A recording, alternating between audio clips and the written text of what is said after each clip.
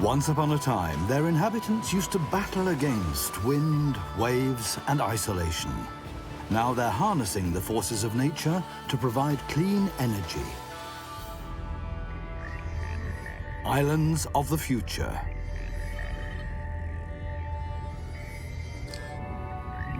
Role models for the whole world.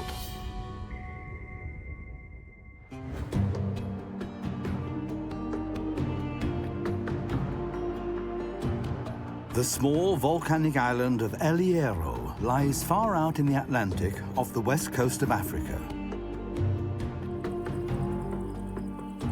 For ages, the island wasn't to be found on any map, until geographers set the zero meridian here in the 14th century. A memorial marks the spot where a line of longitude once defined the end of the world.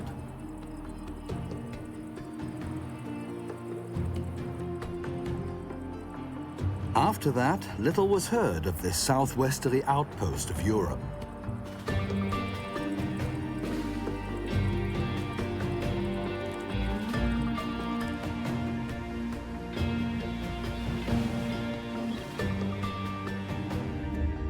The island provides unique habitats for many animal species.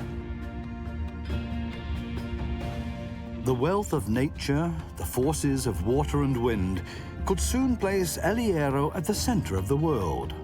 Ironically, it's one of the smallest of the Canary Islands that's using new energy concepts to attempt a great leap into a green future.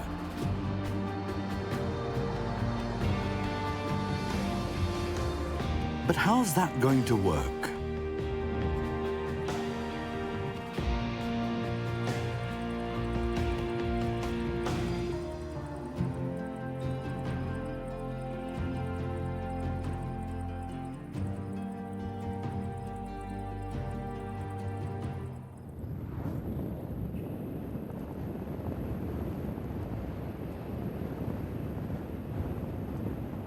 The man floating down to Hierro is Javier Morales.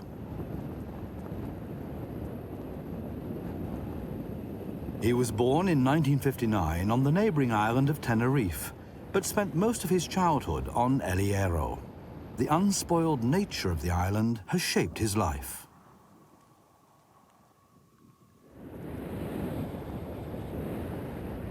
Desde pequeño siempre vives en un pueblo, nuestra familia. I grew up in a village amongst country people. Nearly all the families went fishing. That gives you a feeling for the sea and teaches you when it's worth going out fishing and when a storm is due, and whether it's going to rain or not.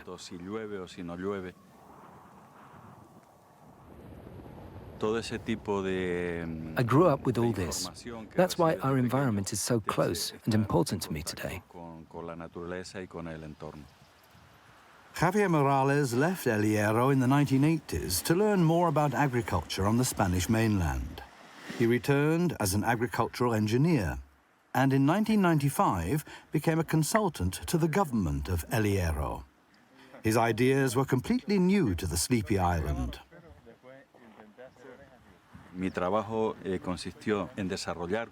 I started to develop ecologically sound criteria for agricultural production on Hierro and for sustainable fishing as well, for energy provision as a whole, and for supplying drinking water.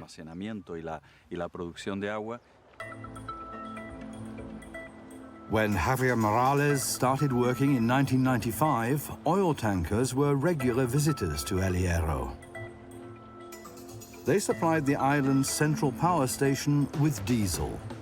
All the electricity at the time was produced from dirty fossil fuels.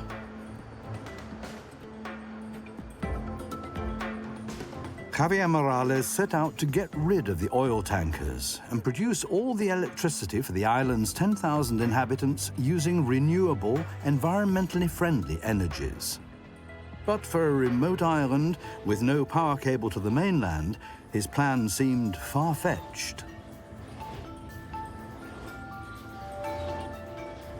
He had to fight for 20 years to see his dream become reality.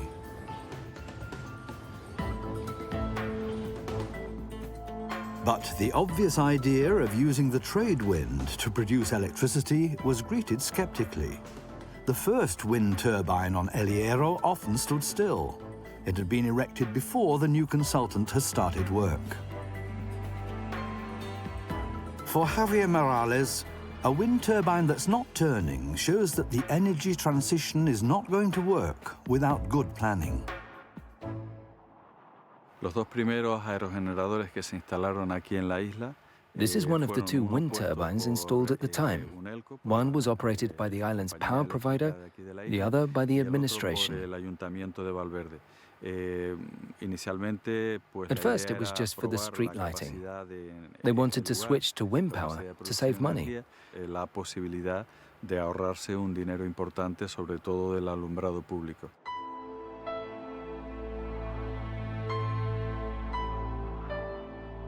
But it's long been decommissioned owing to technical problems and high maintenance costs. Nevertheless, Javier Morales still sees El Hierro's first wind turbine as a significant milestone on the way to a clean energy future. He already had a vision of what modern wind turbines could do for the island. Because El Hierro has wind enough. But wind power does have drawbacks. On windless days, the power network is under-provided. And when the wind is too strong, the electricity grid can overheat. Javier Morales set about finding a solution to these problems.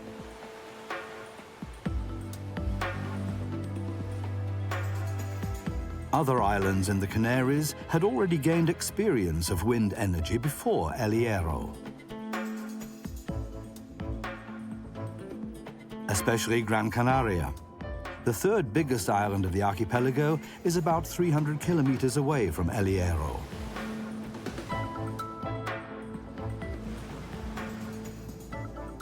Away from its famous beaches, this tourist island has another face to show.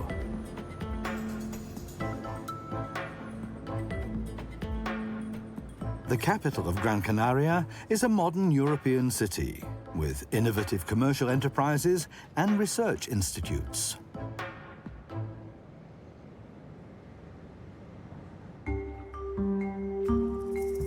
Gran Canaria is the location of the Technological Institute of the Canary Islands.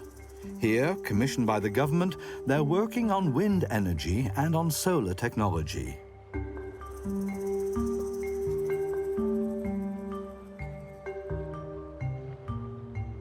At the moment, they're testing a hydrogen-powered electric car, driven by the research director, Gonzalo Piernavieja himself.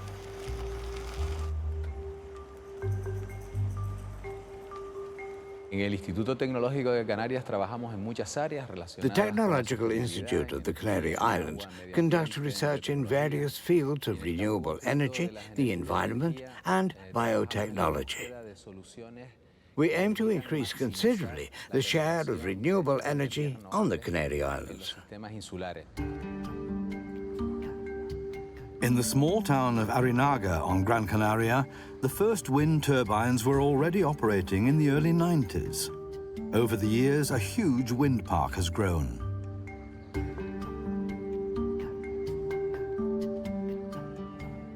Well away from the flow of tourists, the local people have not only got used to the site, but are proud to offer something other than sun and sand.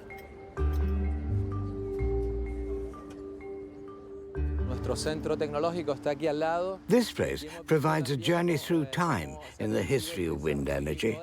We have several generations of wind generators and various technologies here. The first wind turbines were still quite small, but we also have the biggest in all of Spain here.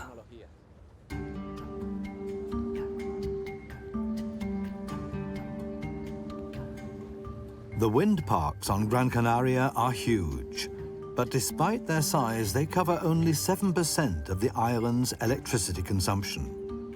The biggest shortcoming of wind power is that it can't yet be stored directly. It has to be used as soon as it's generated.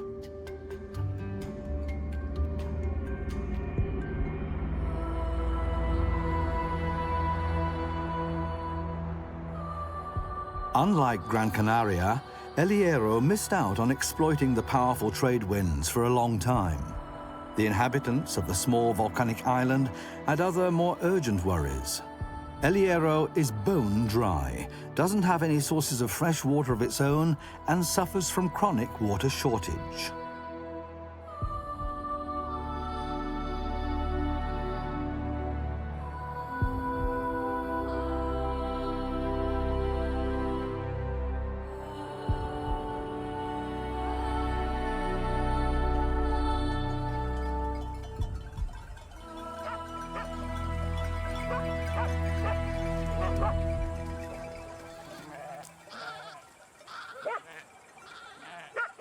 The dryness also makes it tough for livestock farmers, like Andrés Cabrera.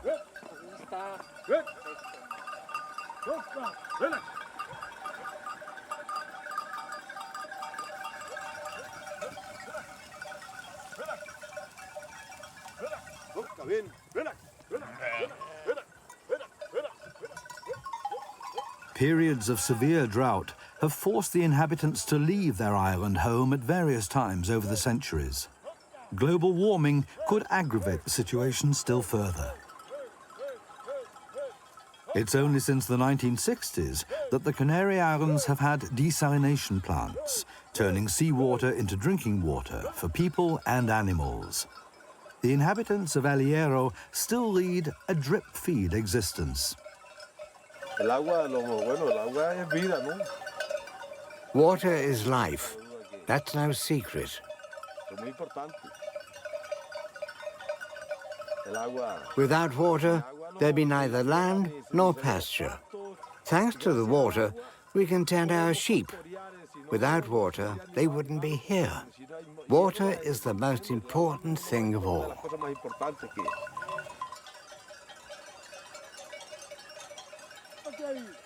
Fear of severe drought has become an enduring trauma for the people of El Hierro.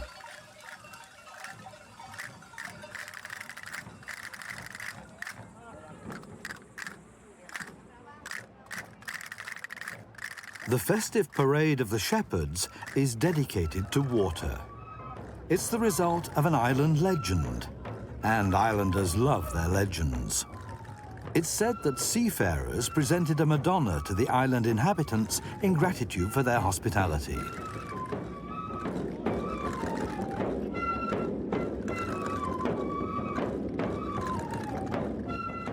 Miracles are ascribed to the revered figure in its wooden case.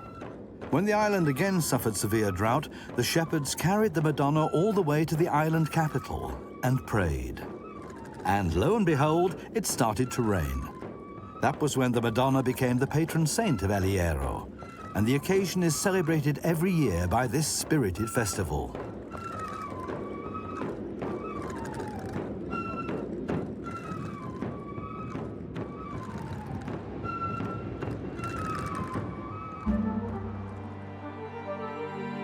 At the end of the 1990s, the traditions and myths of El Hierro provided inspiration for Javier Morales.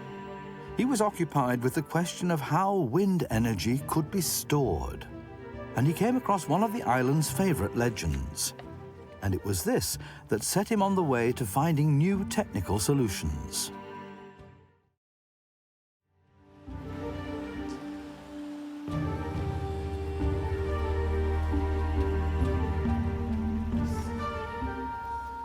The Garroye was the sacred tree of the original inhabitants of El Hierro, and is the island's emblem.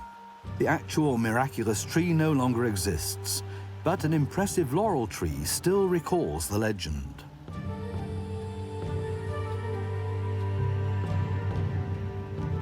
With its fine branches, mosses, and leaves, the laurel tree is able to collect the moisture from the low-lying clouds driven over the island by the wind.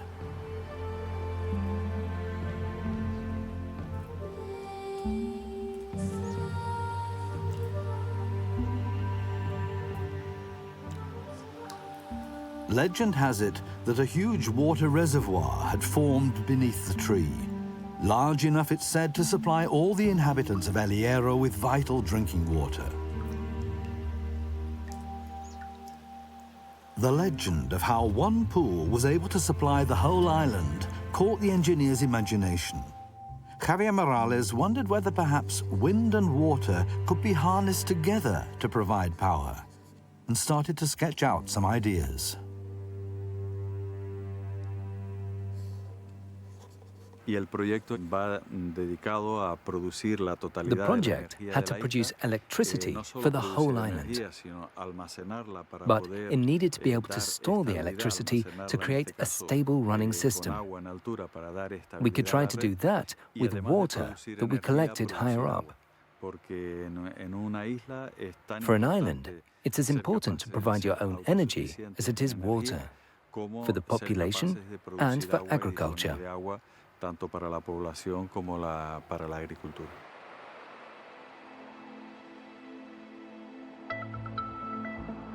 Javier Morales still had no idea what the plant would look like. It took many days and nights before an initial concept for an ecological power station began to take shape.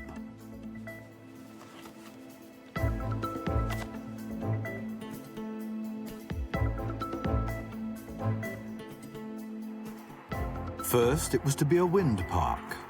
When the rotors turned, there would be enough energy to pump seawater through a desalination unit and up into a highland reservoir. Then, when there was no wind, the stored water could be released to produce power in a hydroelectric station.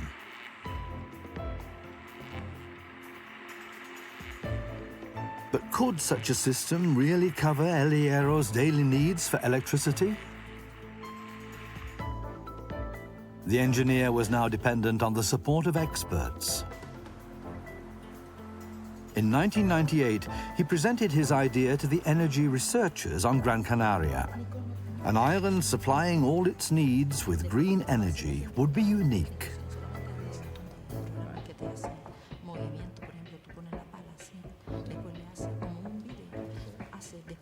Could Javier Morales' plan convince the experts?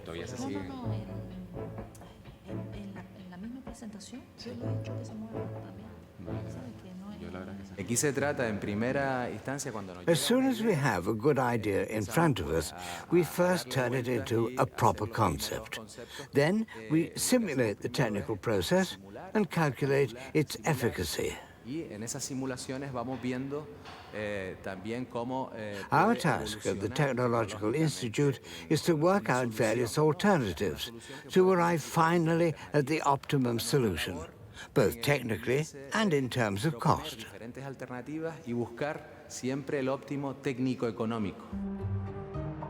Apart from the technical side, there was another problem. The cost of the planned power station would be 65 million euros, way beyond the means of the small island. Javier Morales had to convince others with his idea.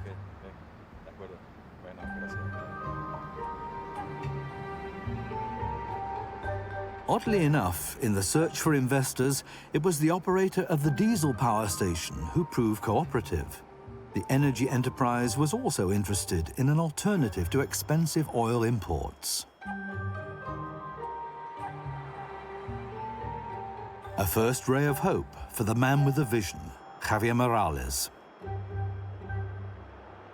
Si vamos a un modelo de energías limpias, puede haber decenas y decenas de pequeñas y If we once had clean energy here, that could attract many small and medium-sized companies. That would bring investment to the island and create jobs and technical innovations. So money circulates on the island and creates many new opportunities. That means if we succeeded in creating a sustainable system, we would benefit both the people and the environment. We had the choice. Either we decided in favor of the environment and investment, or we continued damaging our environment and did without progress. When news of the great plans reached the public, the response was initially skeptical, with good reason. A few years earlier, there had been another major construction project. A new harbour was intended to attract cruise liners, but it's usually just the diesel tanker that docks here. El Hierro is not a suitable island for mass tourism. Small, secluded bathing beaches are largely used by locals. There are no long white beaches on El Hierro. Unspoiled nature has its own attractions.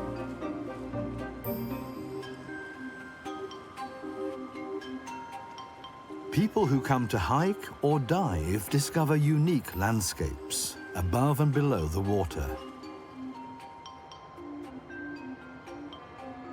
The coastline near La Restinga in the south of the island counts as one of the most spectacular diving sites in Europe.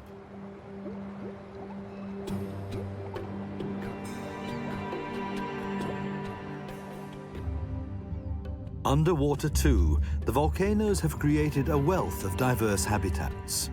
Niches for large sea creatures like the whiptail stingray. The end of its tail is poisonous, but no grounds for panic.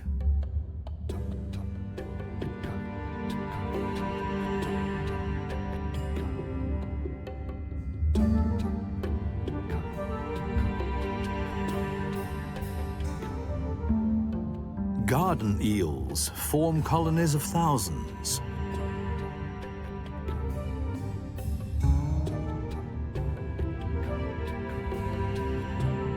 Fish stocks are protected because the fishermen have agreed to catch quotas and closed seasons.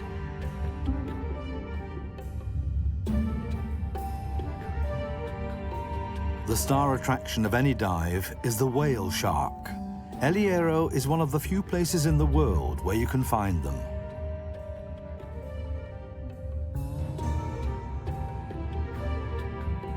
Even though whale sharks are the world's biggest fish, they're not interested in large prey.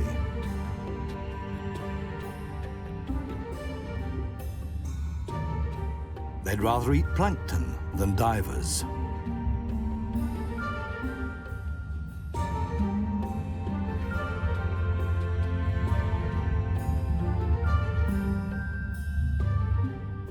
To protect the diverse habitats and landscapes of the volcanic island, UNESCO declared El Hierro a biosphere reserve in 2000. For the island government, this entails particular obligations regarding nature conservation. The stock of groupers has recovered in the protected waters. Others have found fixed spawning grounds to which they return year after year.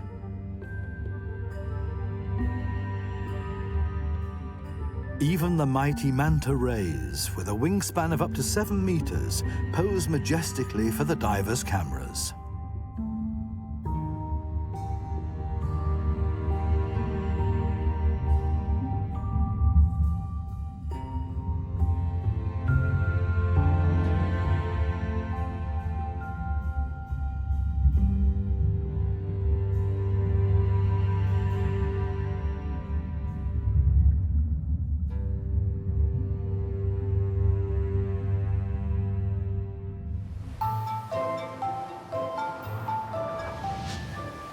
On land, too, the Biosphere Reserve is helping endangered species to survive on El Hierro. The giant lizard of the Canaries is threatened with extinction. It grows up to 75 centimeters in length and is only found on El Hierro. The last of their species live on an outcrop off the coast, safe from tourists and cats.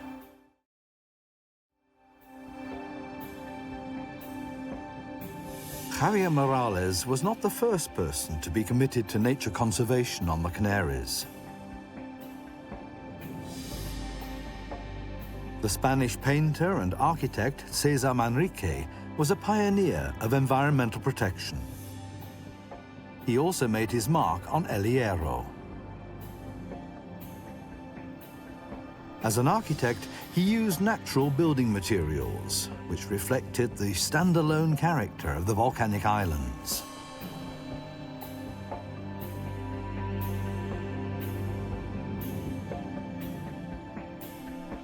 La Peña is now a restaurant. What links Javier Morales and the eco-architect Manrique is their philosophy, not against nature, but with it.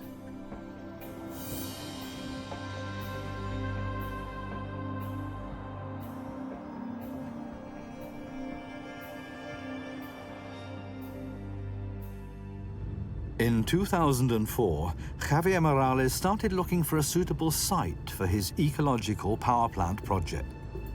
But he still hadn't found the funding to realize his plans. There are more than 1,000 dormant and extinct volcanoes on El Hierro. Farmers use some of these fertile craters for growing grapes and vegetables.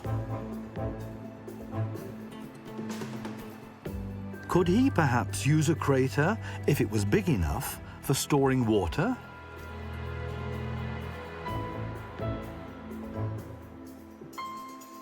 But how would the reservoir be constructed?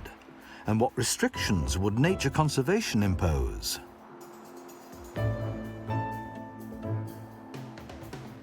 Question after question. But there was someone who could help.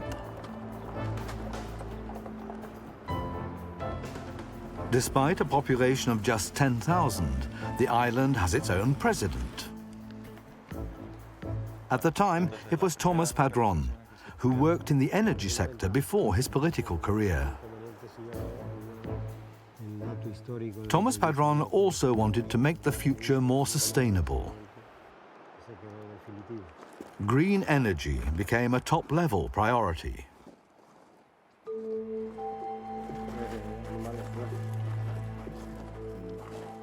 The two engineers set about finding the location for the new power station that would combine wind and water power.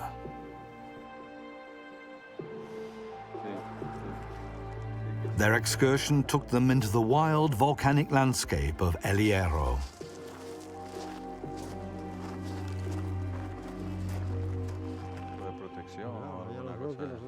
Los parámetros que realmente permitieron hacer. There were clear criteria the site had to meet. The wind turbines needed a location where the trade winds were especially strong, and preferably near the capital. Que estaban próximos a Valverde por el hecho de tener ese viento constante del alisio. Best of all, would be right next to a volcano with a large crater and with as steep a gradient as possible. That was important for the hydroelectric project. Pues eso era importante.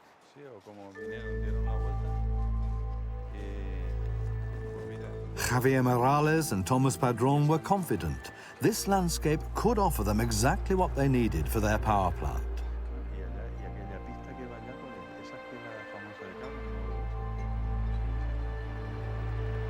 When there was enough wind, the power it generated could pump desalinated seawater high up into the volcanic crater.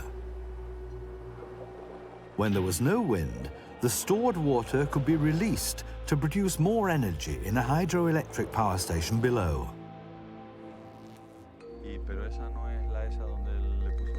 But without further investors, it would all remain a pipe dream.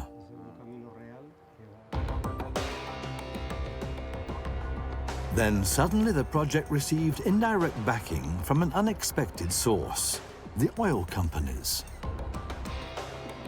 Less than 20 kilometers off the idyllic beaches of the Canaries, energy concerns were prospecting for black gold. The test drillings approved by the Spanish government stoked fears of an environmental disaster. The oil rigs were serviced in the port of Las Palmas on Gran Canaria before being deployed at sea.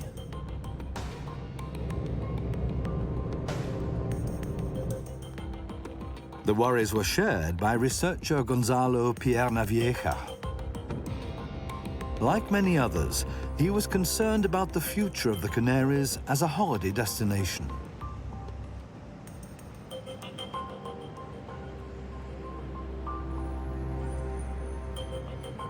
Bueno, el debate alrededor del petróleo es un tema muy candente y de mucha actualidad en estos últimos tiempos. The crude oil debate stirred up emotions on the Canary Islands.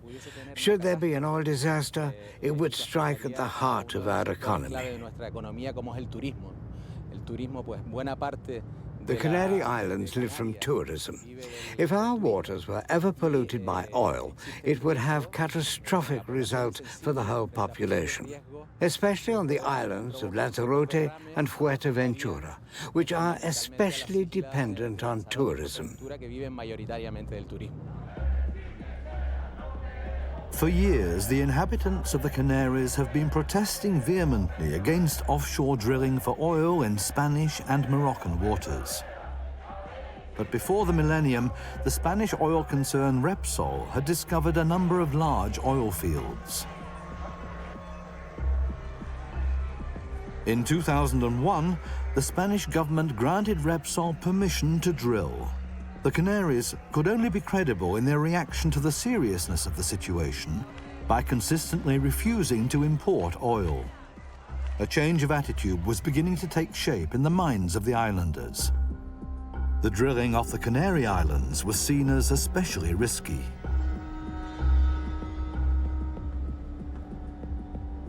Immense forces could build up under the surface of the water.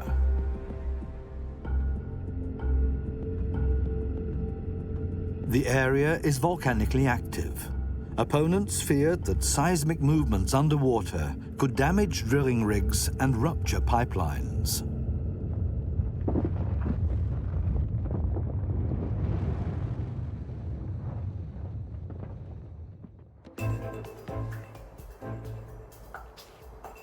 More and more people started calling for an energy turnaround.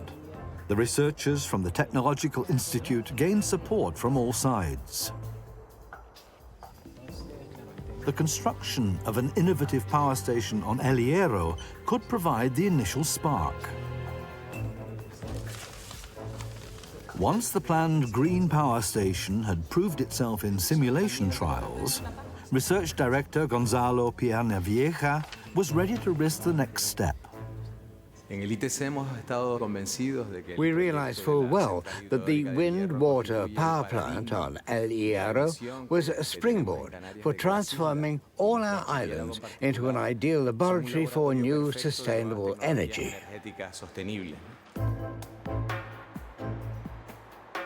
At the end of 2004, the island government set up its own energy company, in which the Technological Institute on Gran Canaria was also financially involved.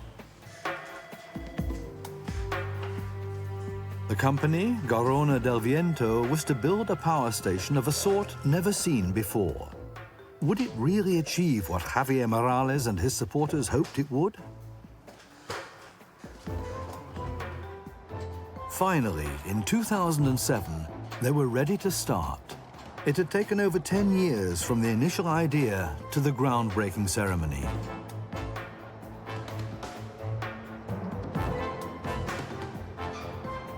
The first phase of the project began with the erection of 5 wind turbines.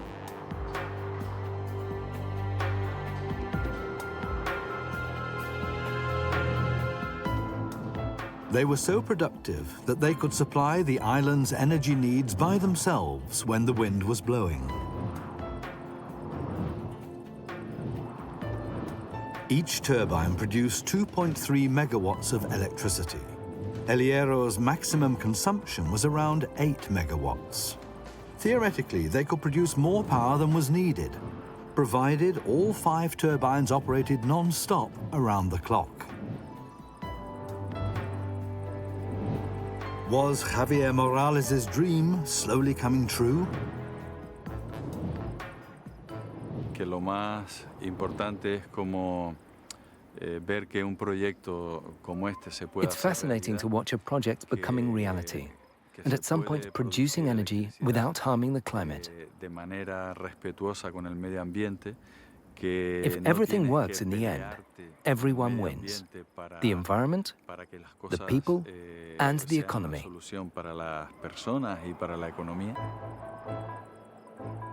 The advantage for the economy wind energy is far cheaper than imported diesel. The island government therefore took a 60% share in the new power plant and would in future earn money from green energy. The advantage for the environment: if the power station really produced green energy around the clock, the atmosphere would be saved around 19,000 tons of carbon dioxide every year.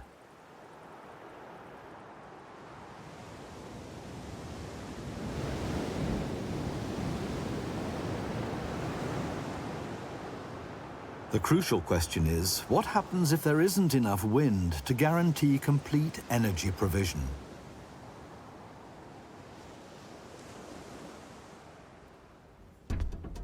Gonzalo Pienavieja knew that the wind energy had to be stored. But could that be done in reality?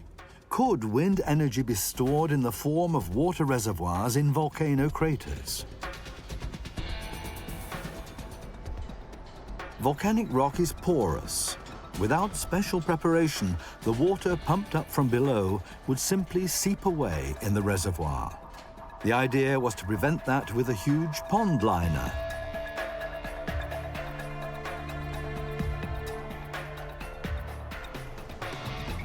"700 meters lower, a second reservoir was to be created with a capacity of 150,000 cubic meters of water. More than 200 swimming pools put together.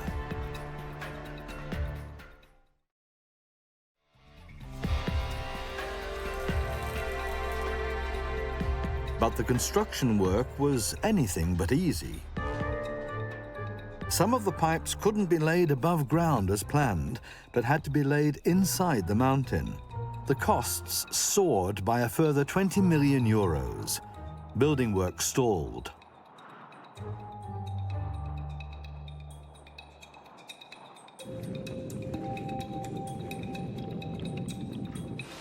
The plan was for the reservoirs to be filled with drinking water, provided from seawater via a desalination unit.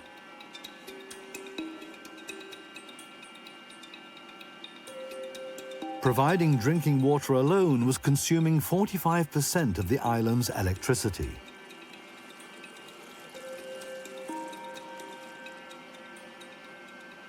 In future, that was to be taken care of by the wind turbines.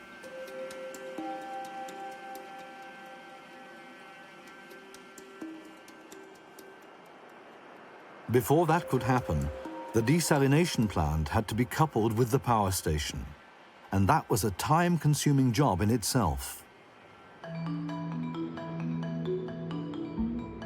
But it was not just a question of clean electricity.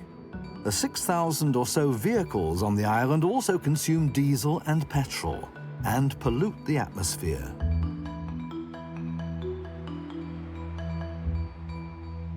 Even before the green power station was complete, Javier Morales was already planning the next step. Electric cars. They could tank up on green electricity from the new power station.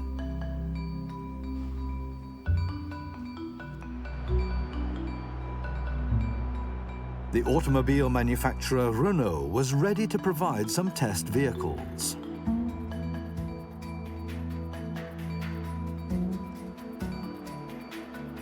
Vehicle drivers willing to switch to electricity were offered financial incentives by the island government. No exhaust fumes and no noise, a completely new driving experience.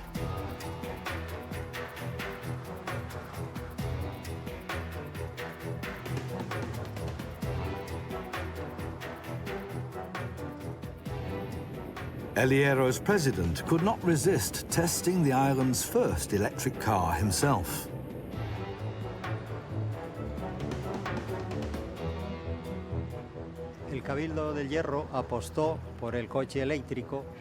The island government decided that the president would personally demonstrate the first electric car and drum up publicity for us.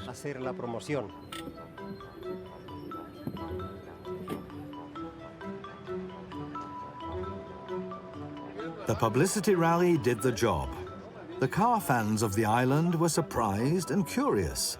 Up to now, the streets of the island have been dominated more by four-wheel drives and tractors. The president was confident that the colorful motor show in the center of the small capital would be a big mind changer. People were skeptical at first, but they gradually understood the enormous advantages these cars have for our future. We are certain that we'll be able to convert motor traffic on the island of El Hierro to electric vehicles completely.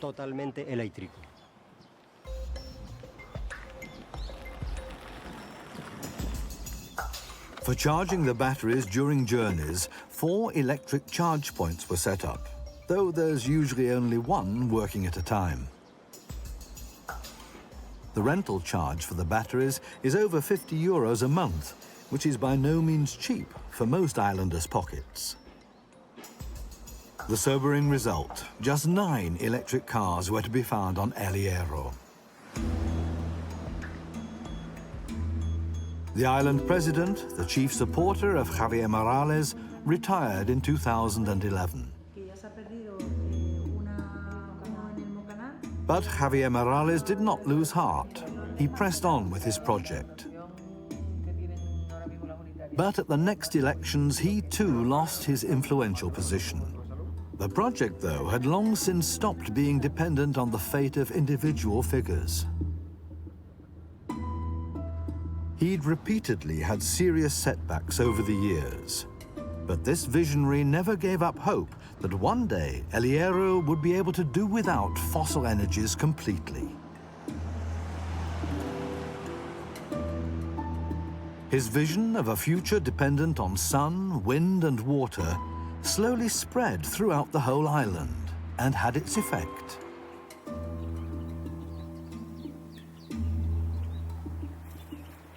It encouraged some islanders to become proactive.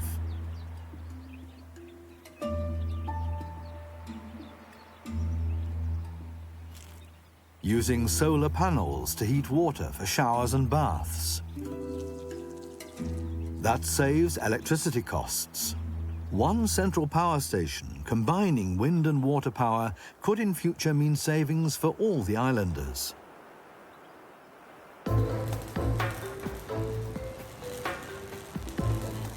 Before Thomas Padron retired, the island government managed to close all the gaps in the project financing. The pipes could now be installed through the middle of the mountain to link the upper reservoir with the lower one. Finally, the control center of the power station was completed.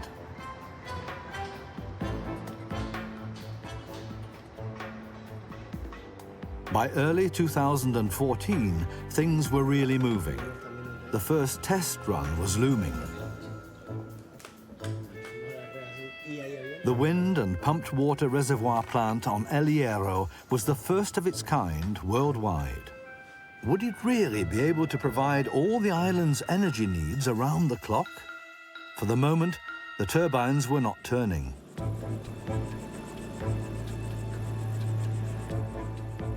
But Gonzalo Piernavieja had every confidence that the calculations of the Technological Institute would prove correct.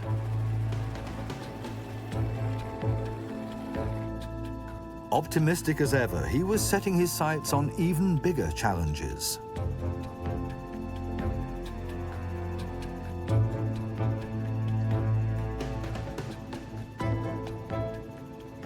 As the El Hierro plant neared completion, he was looking for new possibilities of combining wind and water power on Gran Canaria.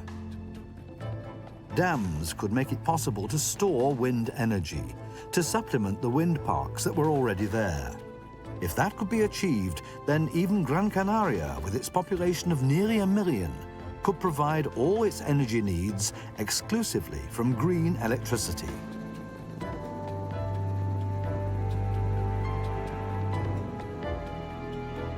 The research director sees it as just a matter of time.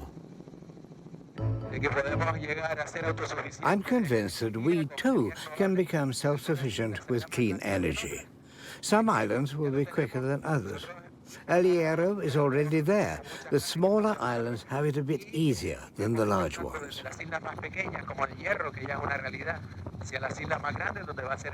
By 2040 or 2050 at the latest, the whole archipelago of all the Canary Islands will have achieved it.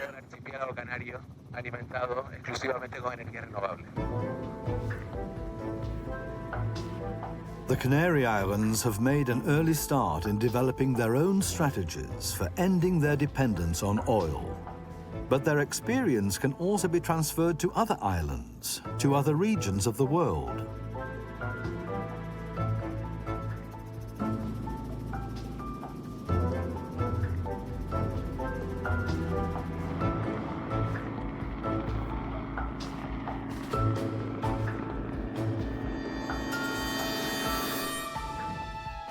Spring 2014.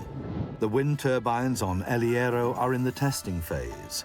If they produce more electricity than all the households and businesses on the island consume, they'll be able to operate the desalination plant and the pumps for the reservoirs. The moment of truth. Will the forecasts prove accurate? And how? The wind energy proves sufficient to drive the desalination plant and the pumps. For the first time, the upper reservoir fills with drinking water.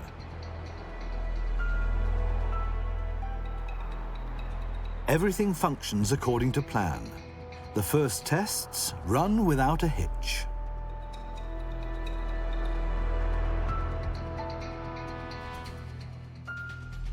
Then comes phase 2.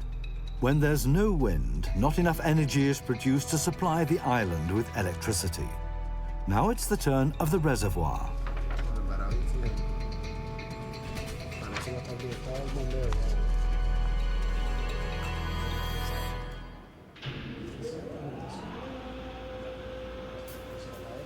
The water from the upper reservoir is released into the gravity pipes.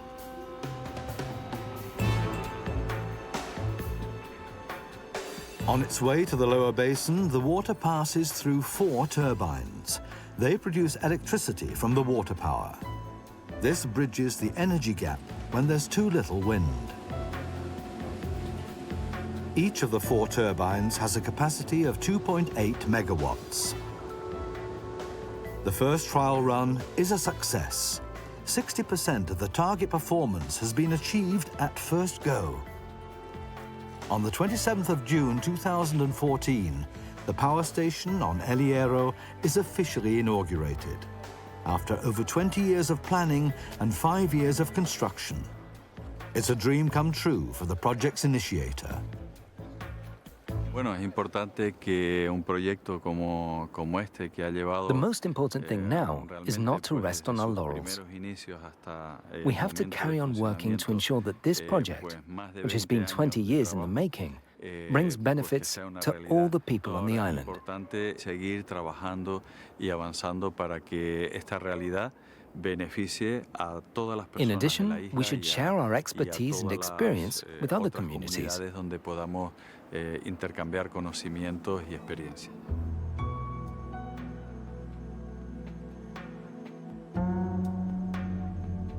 The brilliant idea of storing wind energy in the form of water and producing drinking water into the bargain has turned El Hierro into an island of the future.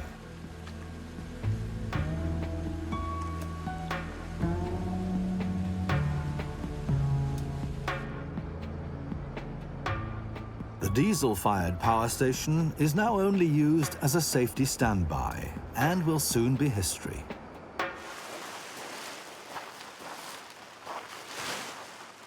Enthusiasm for the trade wind, which makes so many things possible on El Hierro, is something that Javier Morales has had all his life. He has learnt to adapt to conditions, to remain flexible, and to wait patiently for the right moment to launch.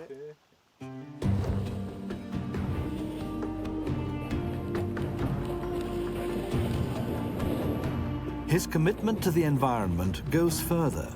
Since 2011, Javier Morales has represented El Hierro as a deputy in the regional parliament of the Canary Islands.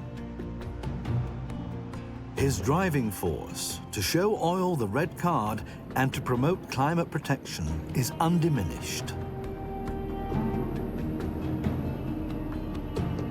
Hace 15 años, el futuro de... In the past, we imagined the future of power generation and of oil very differently. En aquel momento, pues cuando se apostó por una central como Gorona, era una The decision in favor of a green power plant like Gorona del Viento has given the future a new direction. When you work on something like that, you get fresh stimulus and gain valuable experience.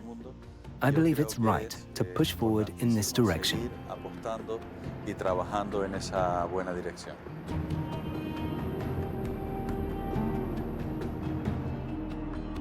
Inspired by the legend of a miraculous tree, El Hierro itself has become an energy miracle. And the dream of the cars on the island no longer being fueled by petrol might also come true one day. Who knows? Perhaps some old saga will supply the brainwave for this as well. The EU wants to see the share of renewable energies in electricity production raised to 27% by the year 2030. El Hierro is already demonstrating that much more is possible.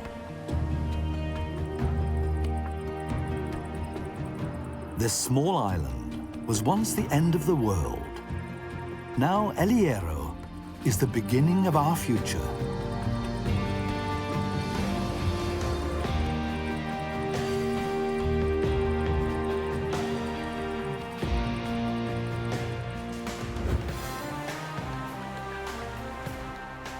It's the island of fire and ice, Iceland.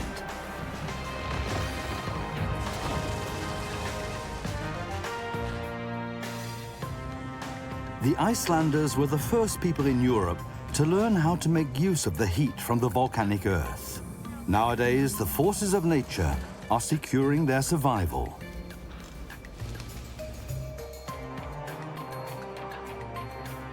Hundreds of rivers flow down from the highlands to the coast.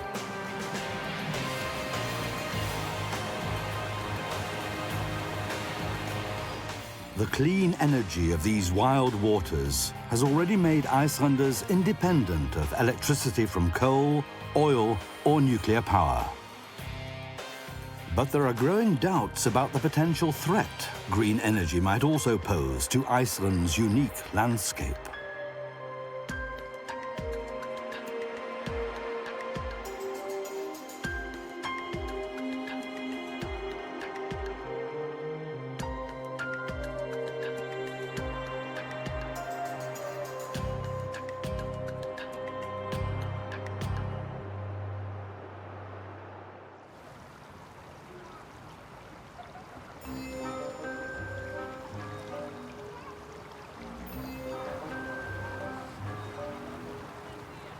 Icelanders love bathing. Only a few villages have a pub, but there are swimming pools everywhere.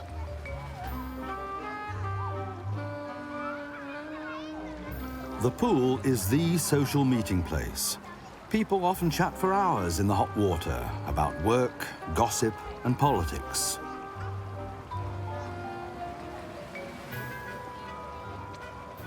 Hildigunur Thorsteinsson often comes with her daughter to Reykjavik's West Pool. She has a special relationship to hot water. As an engineer with the local energy provider, she also supplies the city's swimming pools.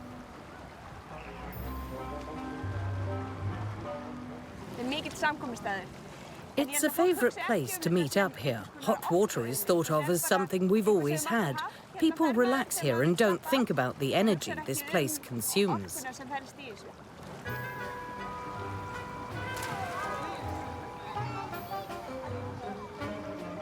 The hot pools are typical of the way Icelanders handle energy. It's simply there and in excess. You wouldn't suspect that at first glance. Reykjavik, the northernmost capital in the world, is almost at the Arctic Circle. The summers are cool, the winters long, hard and dark. But the town, like the whole country, is sitting on hot treasure. Inconspicuous silver structures stand at many street corners in Reykjavik. The steam that rises from them comes directly from underground.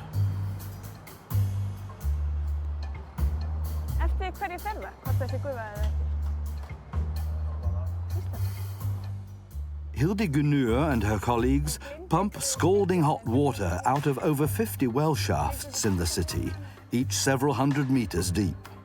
The whole of Iceland sits on a bubbling cauldron, and the fire never goes out.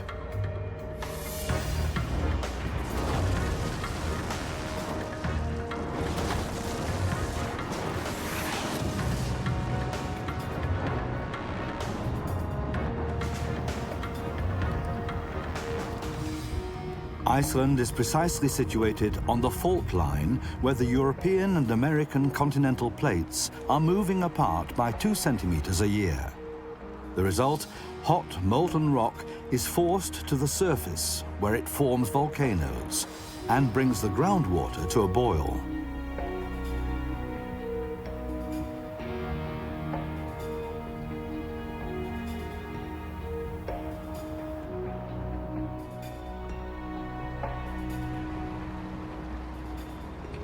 In all parts of the country, there are places where the heat comes to the surface on its own.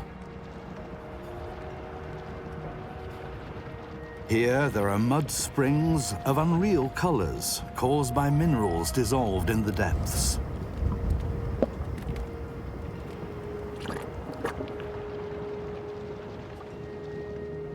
Hot, sulfurous fumes stink of rotten eggs. And countless pools simmer away. The biggest attractions are the geysers. In them, the pressure of the scalding water deep in the earth explodes into the air.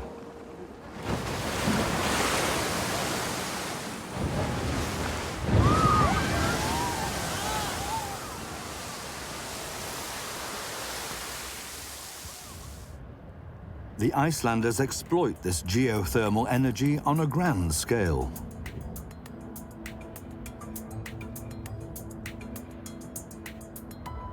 At the foot of the Hengidal volcano, just half an hour's drive from the center of Reykjavik, engineers have sunk deep boreholes into the earth. Under each of the futuristic domes, hot steam is shooting up from a depth of 2 kilometers. The volcano has been dormant for 2,000 years, but it heats the water below to over 300 degrees Celsius.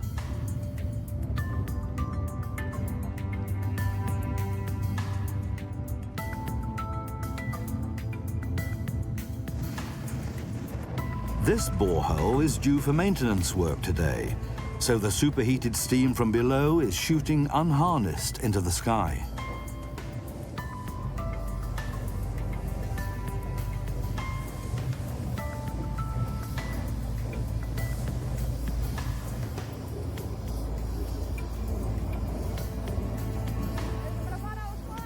Hildigunur Torsteinsson has to ensure that all the boreholes always produce enough energy.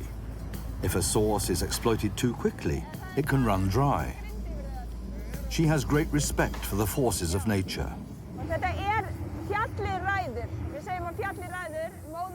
It all depends on the volcano. We know that Mother Earth calls the shots and we have to follow her. The pressure and heat in this spring have dropped. We don't yet know precisely why. We have to work with the volcano in the way it offers itself.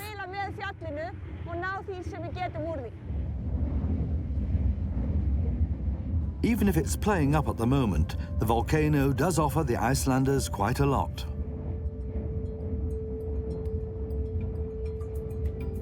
Every second, hundreds of liters of water and steam flow out of the holes in the drilling field.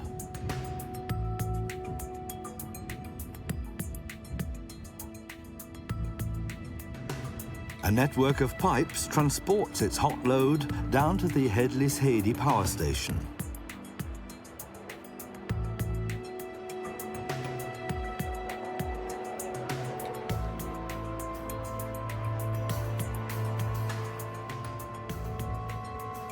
It's the most modern geothermic plant in Iceland.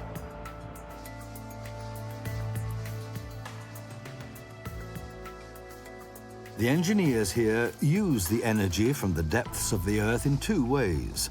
The water and steam are divided in the large grey separators.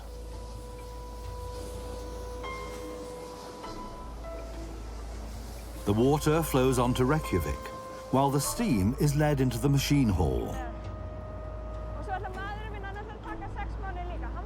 Here it drives 4 large turbines. Hellisheiði produces 300 megawatts, about as much as a medium-sized block in a coal-fired power station. Before we heated our buildings with water and generated electricity with geothermal energy, we used coal and oil. They had to be imported from abroad. Now we are energy self-sufficient.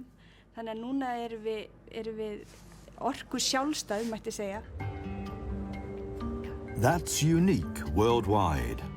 The Icelanders generate not only all their electricity from renewable sources, but all the heat they need as well. The pipes from Hellisheiði lead to Reykjavik, where they reach 200,000 people.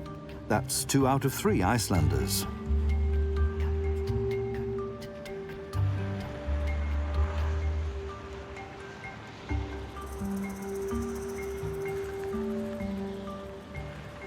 The giant hot water tanks on the hill above the city symbolize just how much the energy from the depths of the earth has shaped Iceland.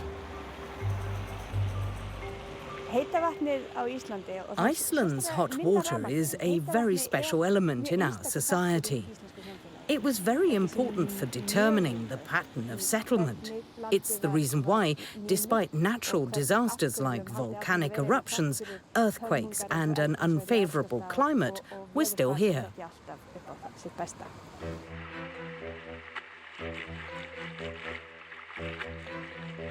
It all began in a small way, though. For centuries, the Icelanders only made use of the hot springs that occurred naturally.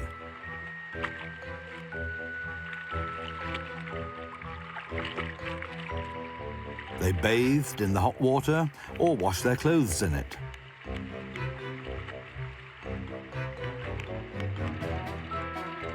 It was only in the 1930s and 40s that pipes were laid to bring the spring water to Reykjavik.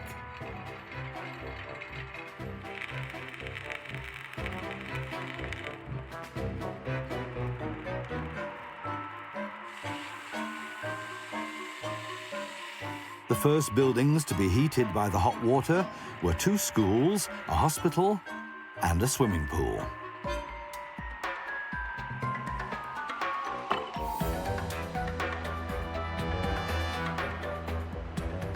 But then the oil crises of the 1970s gave the decisive impetus.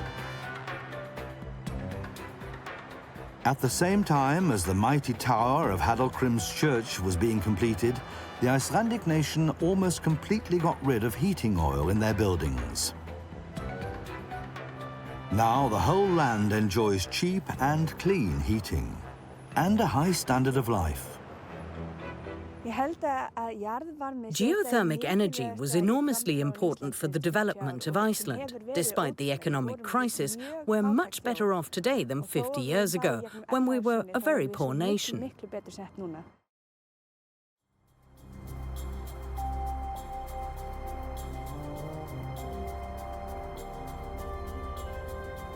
Iceland is further blessed by a second and equally important source of energy: water.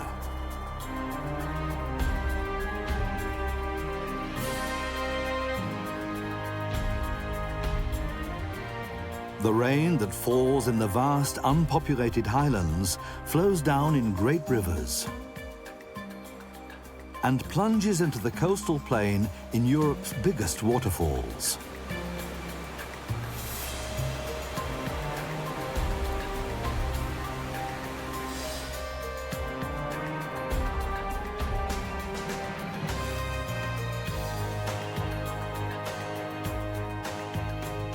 Even more water is stored in the form of snow and ice in the gigantic glaciers. The biggest of them, the Vatnajökull, is up to 900 meters thick and covers an area 3 times the size of Luxembourg.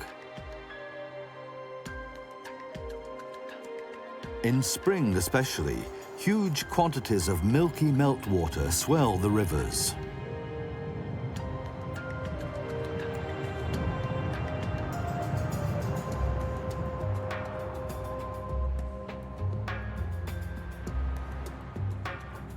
The Icelanders have built dams on some of the rivers, giving them clean hydroelectric energy all year round.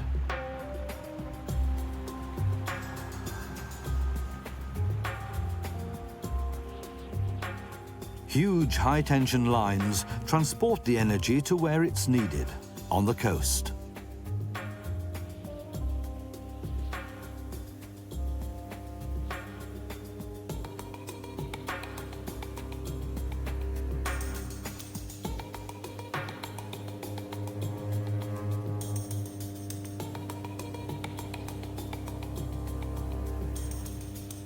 This is where Iceland's biggest power consumers by far are situated.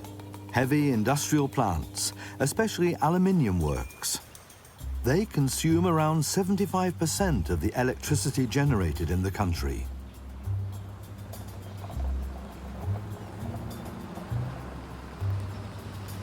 Ómar Ragnarsson is a well-known journalist and TV presenter in Iceland. He's been covering the expansion of the aluminium industry for almost 50 years.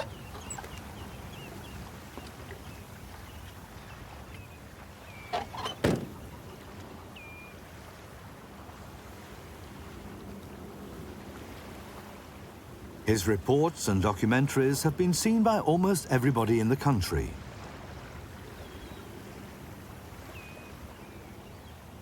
He well remembers how it all began in Iceland at the end of the 1960s. We were an underdeveloped country at that time.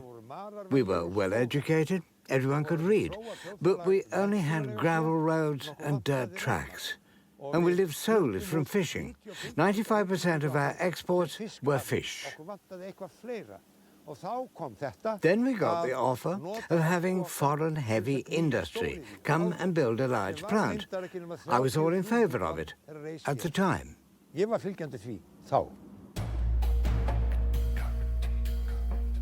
The investors were attracted by the cheap energy available, since making aluminium uses vast amounts of electricity.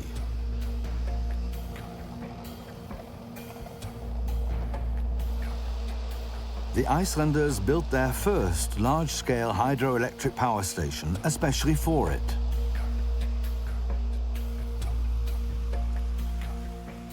A win-win situation.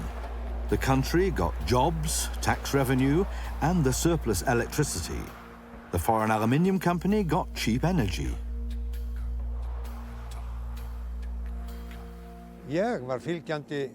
I was in favor of the power station and the aluminium smelting plant, even when it came to expanding it. But then, when a lot more power stations were planned to multiply electricity generation far beyond our own needs, then I had to think again.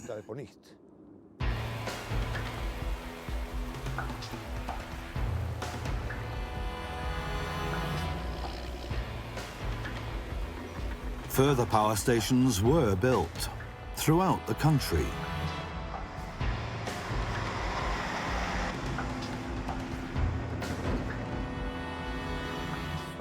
And the power industry is still expanding. The potential is still far from being exhausted. The state-owned energy company, Landsvirkjun, is planning new power stations to double the total capacity for hydroelectric energy. Every new construction site inflicts wounds on the landscape.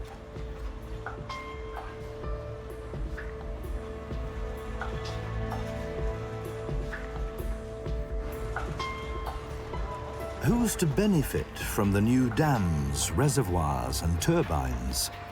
Iceland already produces 5 times more electricity than private households and businesses need, apart from heavy industry.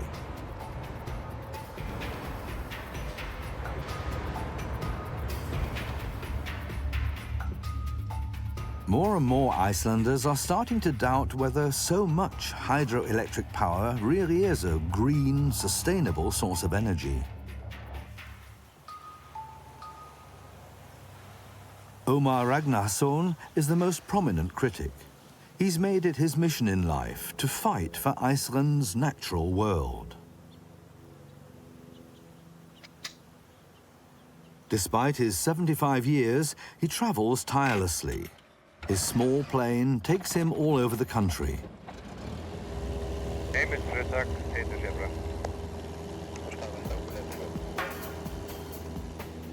Omar wants to rouse Icelanders and show them how unique and unspoiled their country still is. Many people only know the area around the capital and the main tourist attractions nearby.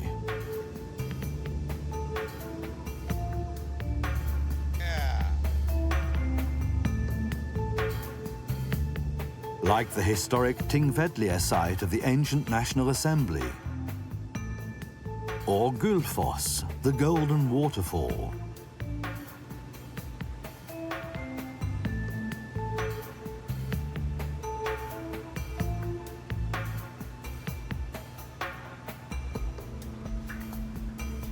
But many Icelanders have never seen great expanses of the wild highlands.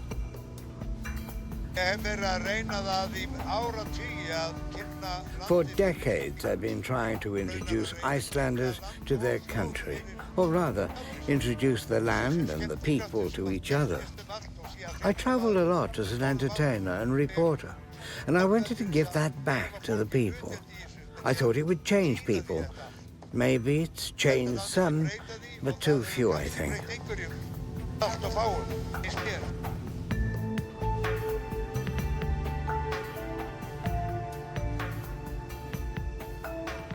The plan is to make a dam above this waterfall here. Omar is worried that the dams, hydroelectric power stations and factories are destroying his unique Iceland. For me, looking at the countryside is like the feeling of a young man looking at the beautiful woman he loves and fearing that she'll be made a slave and then killed. It's the same feeling.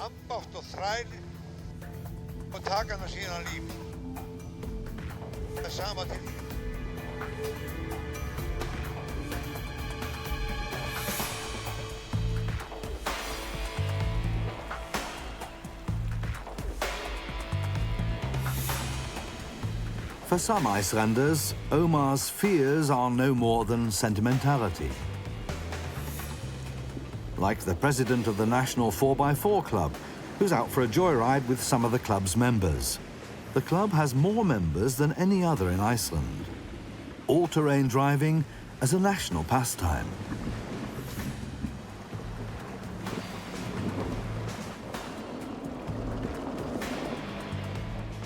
The great heavy SUVs are to be seen on rough tracks and on Reykjavik's shopping streets as well. None of the drivers has a guilty conscience about the enormous fuel consumption.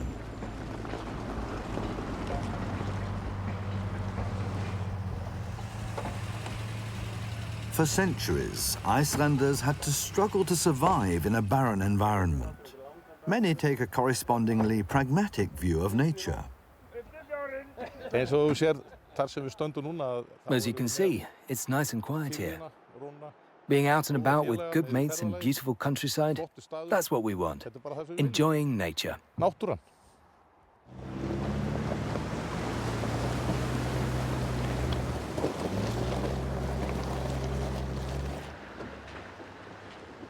What may seem thoughtless and destructive at first glance still follows clear rules. As long as there's no snow about, the off-road vehicles can only use authorized tracks. The thin plant cover is too vulnerable.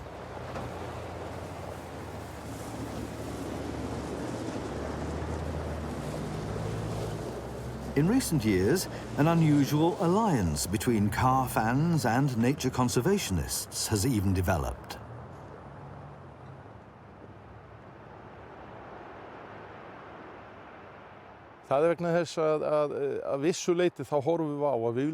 The reason is that we want to experience nature as unspoiled as possible. We don't want any power pylons, for instance. Nothing like that. We defend our right to drive such off-roaders in a natural setting. But our fundamental principle is to protect and enjoy nature.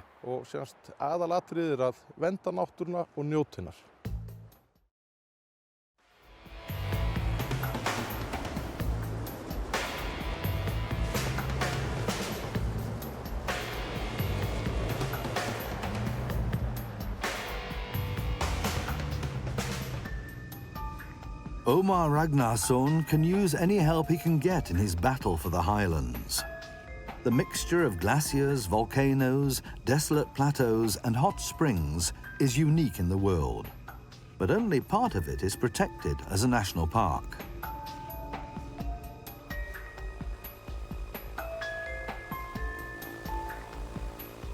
In the far east of the country, green energy has already made deep inroads into the landscape. This is Iceland's biggest dam.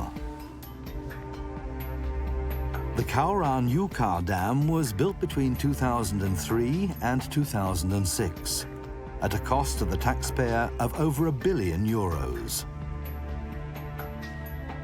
Omar filmed the construction work at the time to show the whole country the impact being made on nature.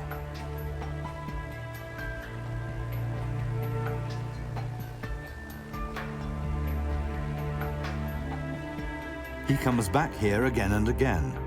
He's built an airstrip not far from the dam.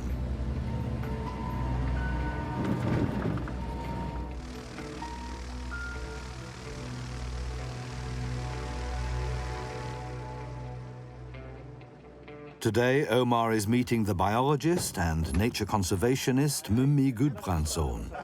The two of them together organized protests against the project 10 years ago.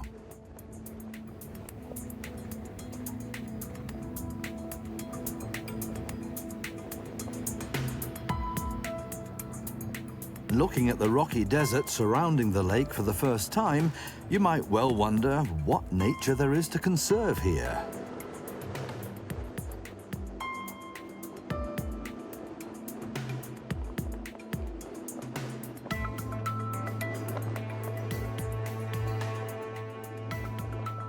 But many square kilometers of countryside have disappeared beneath the milky glacier water behind the dam.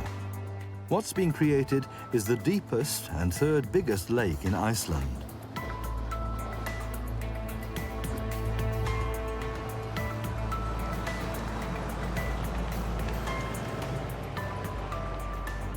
Omar and Mummi were not able to stop the dam being built. But at the height of the protest, they organized the biggest demonstration in Iceland's history. For the first time, many Icelanders realized that clean water power could also do damage. Before the Kárahnjúkar power station, this was a region of untouched nature, far and wide. The river flowed from its source here into the gorge. There were green meadows here for sheep and wild animals. This area is something special because it's covered in greenery from the glacier to the sea.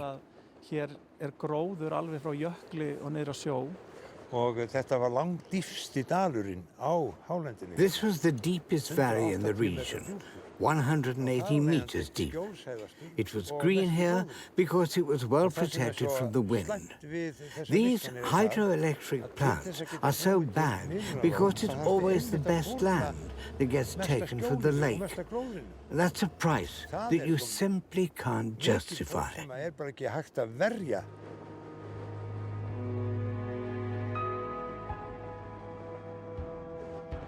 The conservationists lost the battle of the Kárahnjúkar Dam.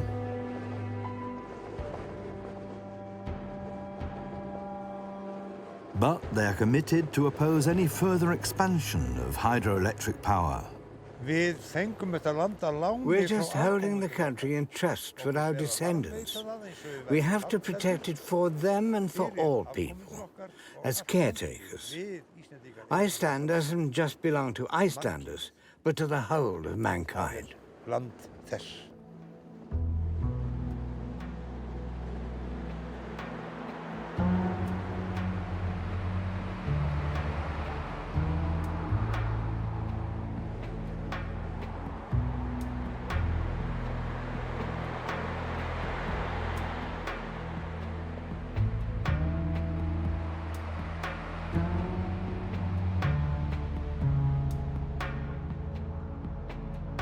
Down in the valley, they see things differently.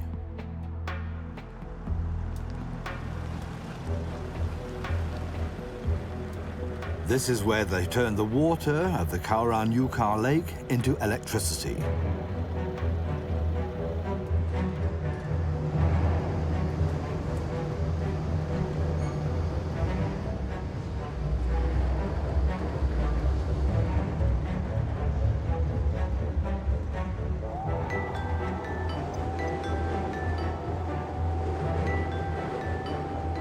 Following a 40-kilometer journey through underground tunnels and with a drop height of 600 meters, the water from the reservoir lake arrives here in the power station.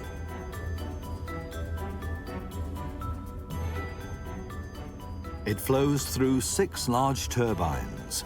These convert the force of the water into electricity. The Kauran power station has an output of 690 megawatts, as much as a small nuclear power station. Apart from the power lines that go from here to the coast, the power station is invisible. No smoke, no nuclear waste, no greenhouse gases.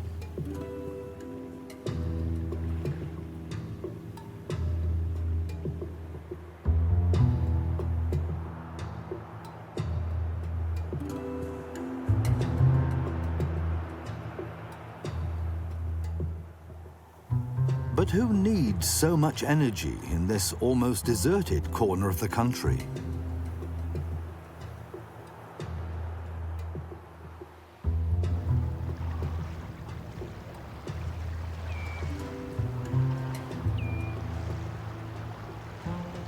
The electricity flows to the small town of Reyðarfjörður.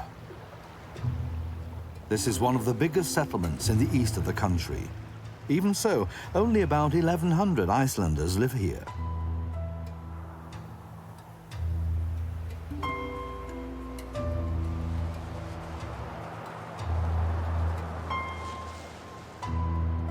Like the whole region, Reyðarfjörður's major problem is that there are hardly any job prospects, especially for young people.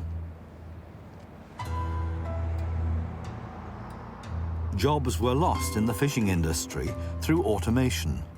A lot of people left and never came back.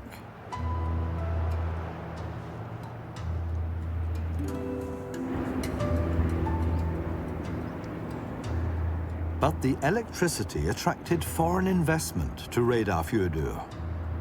The factory of the American aluminium concern Alcoa is only here because the dam was built in the highlands.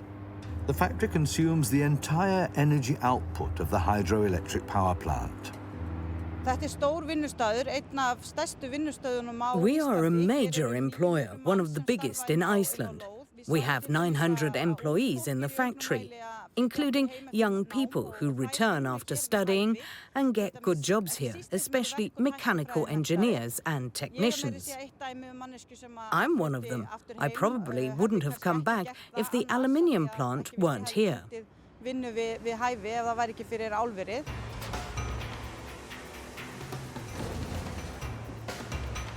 The work in the aluminium plant is hot and noisy, and it's well paid. For the Icelanders, though, it's above all a means of exporting their electricity. It takes a great deal of electricity to create a chemical reaction between the huge electrodes made of carbon and the raw material aluminium oxide.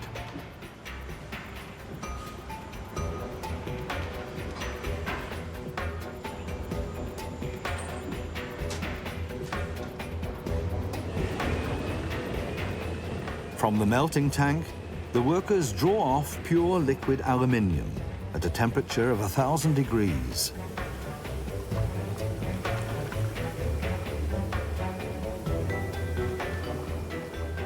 The metal solidifies into ingots, which are the base material for many products: aircraft, cars, building materials, electricity lines, drinks cans.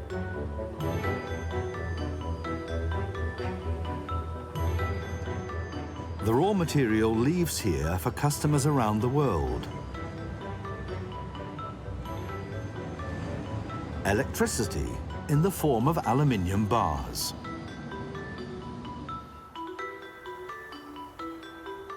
Iceland's gain is several hundred jobs, the money for the electricity bill, and some benefits for the local community. Við fórum að byggja meira húsnæði heldur en við höfum gert áður. Það er nýrara húsnæði. We've been able to build more than before. Not just dwellings. We've also renovated our schools, our sports halls, swimming pools, and much more. Not least of which is our harbour, the heart of the community.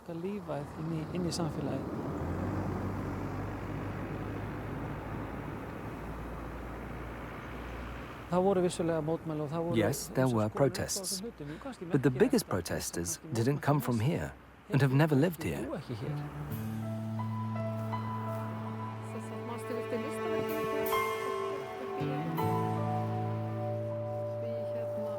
The nature conservationists in Mummi Gudbrandsson's group don't protest for protest's sake. They've no objection against some of the new hydroelectric power plants. What they're demanding is that the effects on nature must be carefully monitored and weighed up against the benefits. They constantly visit the new power stations and observe and document what they're doing to the countryside.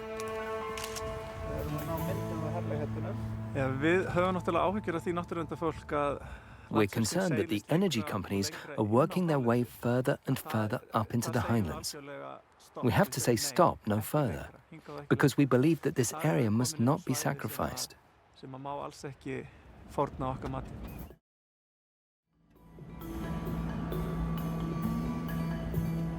An especially valuable area, worthy of protection but at the same time highly contested, lies at the heart of the Icelandic highlands. On their way there, Mummi and his colleague Christine pass through a landscape that is already shaped by dams and reservoirs. The largest lake in Iceland, Thorisvatn, has also been dammed.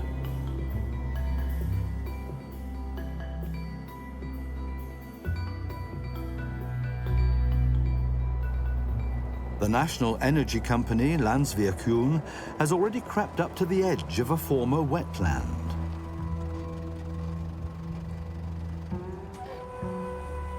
Hjórsárver is the name of this oasis, which has an area of over 120 square kilometers.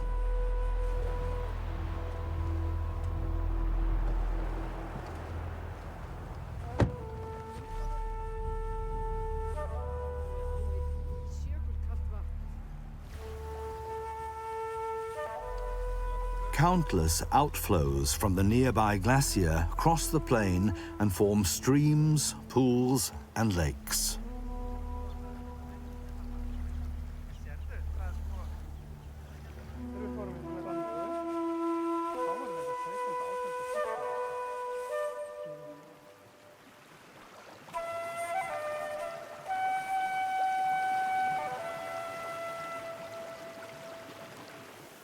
The biodiversity of this region is unusually rich for the Icelandic highlands.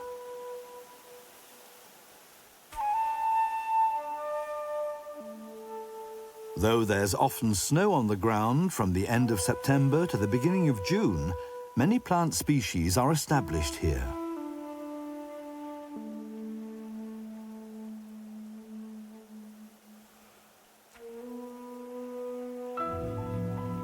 The animal world has also found a refuge here in the otherwise barren wasteland.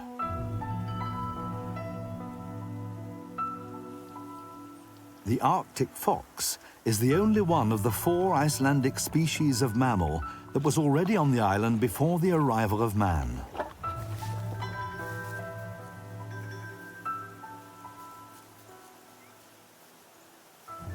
Here in Thjórsárver, it mainly hunts wild birds.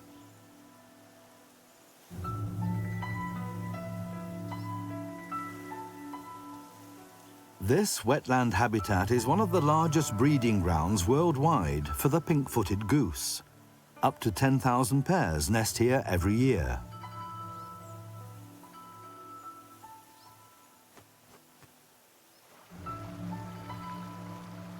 But the highland oasis is not only of interest to ornithologists and botanists. The state-owned energy company, Landsvirkjun, has had its eye on the area for over 30 years.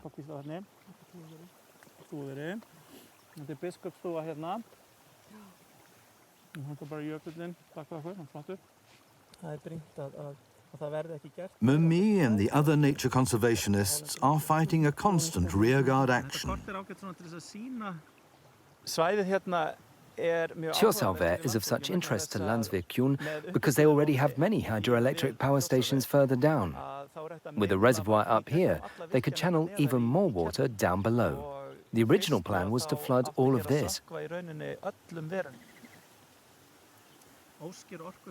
Throughout the highlands, there are plans for new reservoirs and power stations. Each red dot on the map represents a project the energy companies have applied for to the government. If only half of them get built, Then the highlands will just disappear, at least as we know them now. The atmosphere would change completely, like on a motorway.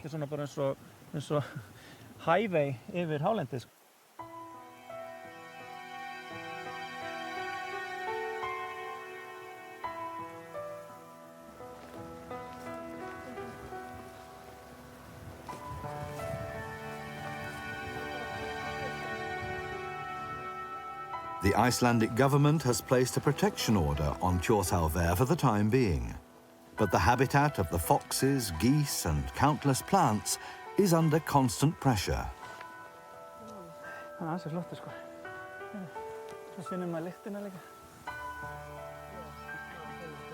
Landsvirkjun keeps trying to build a dam at least on the edge of the wetland.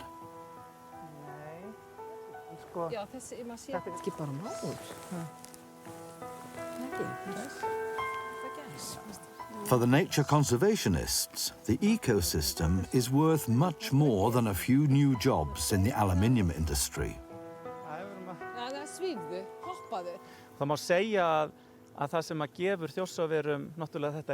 It's the water that's responsible for this biodiversity. And it's precisely the power of the water that the energy companies are trying to harness. We're fighting from 2 sides for the same thing.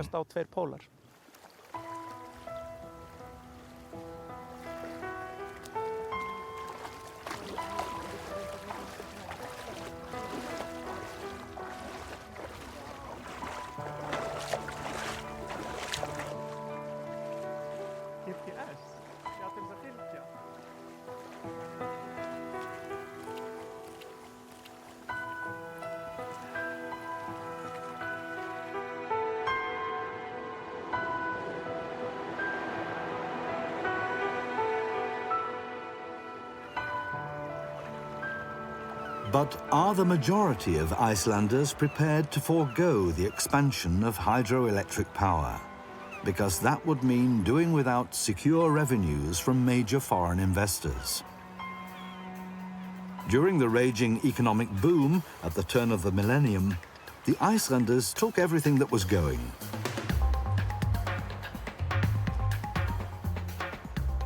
Spurred on by dodgy financial deals, Reykjavik's skyline was punctured by new high-rise apartment blocks. The cars got bigger and bigger, and the luxury lifestyle was lived on credit. A vast, sparkling concert hall rose up in the old harbour district. The result? In 2008, the global financial crisis almost bankrupted the whole country. We survived for 1,100 years in this country by using whatever was at hand immediately. When they could go fishing, they went fishing, there and then. The bird had to be shot, there and then. We still haven't lost this mentality. We have to exploit all nature's treasures immediately, without seeing that the greatest natural treasure is this unique country itself.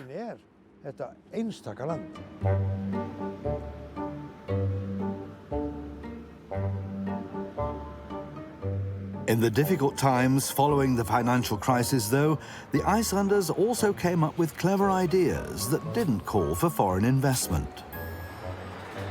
First of all, really welcome to my farm, which is called Friðheimar. My name is Knútur Ármann, and I live here with my family, growing tomatoes, little bit of cucumbers in our greenhouses. And it can maybe sound a little bit strange to be picking tomato every day of the year in Iceland, because as you know, we have very long, dark, and cold winter. But with the help from nature, we can make it possible.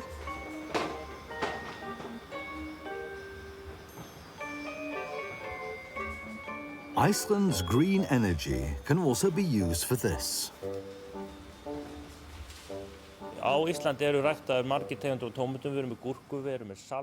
In Iceland, we don't only grow different tomato varieties, but also cucumbers, lettuce, herbs, strawberries, cut flowers, of course, and peppers. With light, heat and water, you can grow everything here.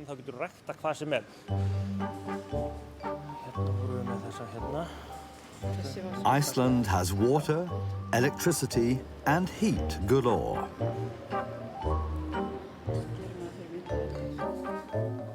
The heating in the greenhouses comes straight from the soil. At the end of the village, the farmers channel the water from a natural geyser straight into their system of pipes.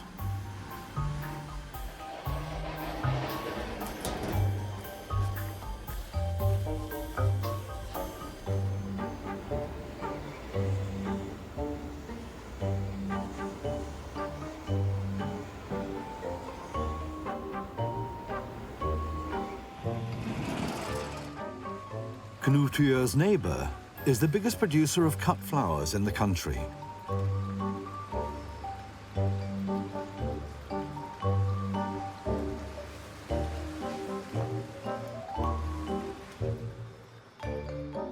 Business only really boomed for Knútur and his colleagues a few years ago, when they installed artificial light everywhere.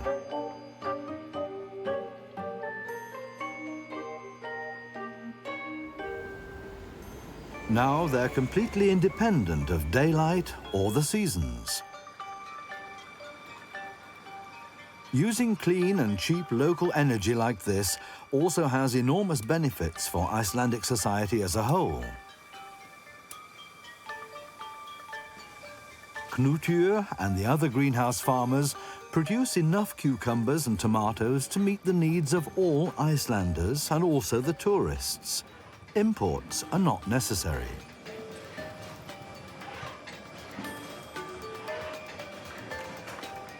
And the greenhouses also provide work the whole year round.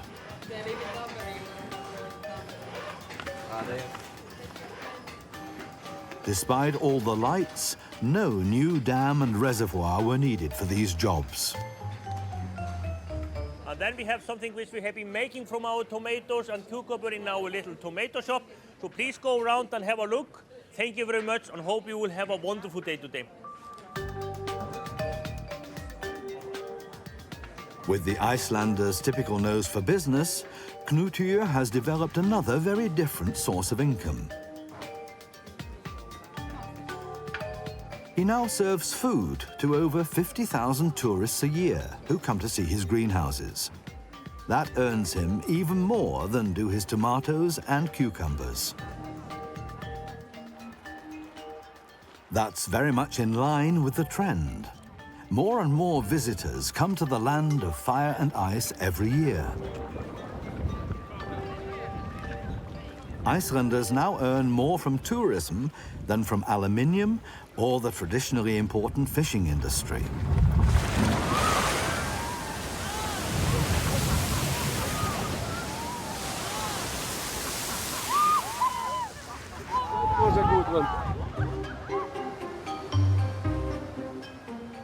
Tourists come to Iceland above all for the country's incomparably beautiful and unspoiled landscape.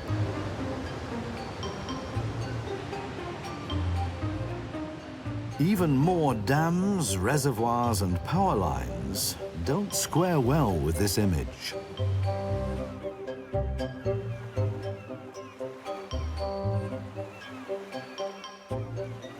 Iceland has shown that renewable energies can meet an entire country's energy needs, and so cheaply that that in itself can become a problem.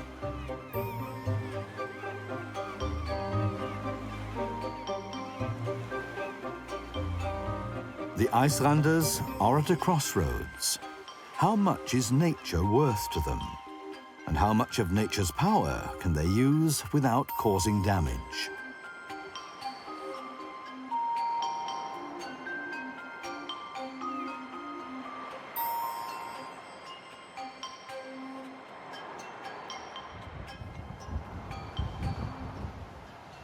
With imagination, though, tourism, nature, and the energy industry can work well together, as here on the Reykjanes Peninsula.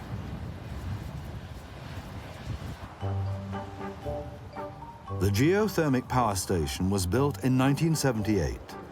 Part of the plant's wastewater flowed directly onto the adjacent lava field. But instead of draining away, it formed a milky artificial pool, rich in minerals.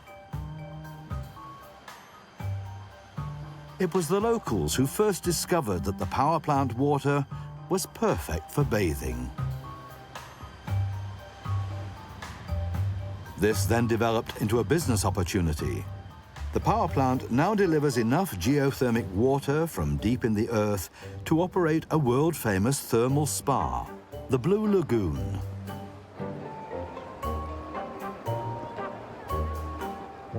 Iceland is an example for the whole world that climate-friendly, emission-free energy provision does not automatically produce a green paradise. You need inventiveness and ingenuity to achieve real sustainability.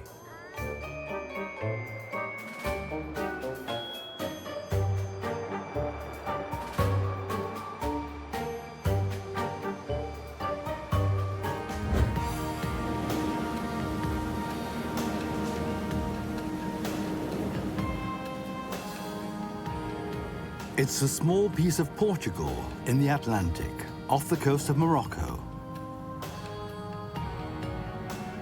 Madeira's mountains rise up nearly 2,000 meters into the sky. They're not only beautiful to look at, they also secure the life of the island. Without water from the mountains, the inhabitants of Madeira would be high and dry. The struggle for water has always made the island inhabitants inventive.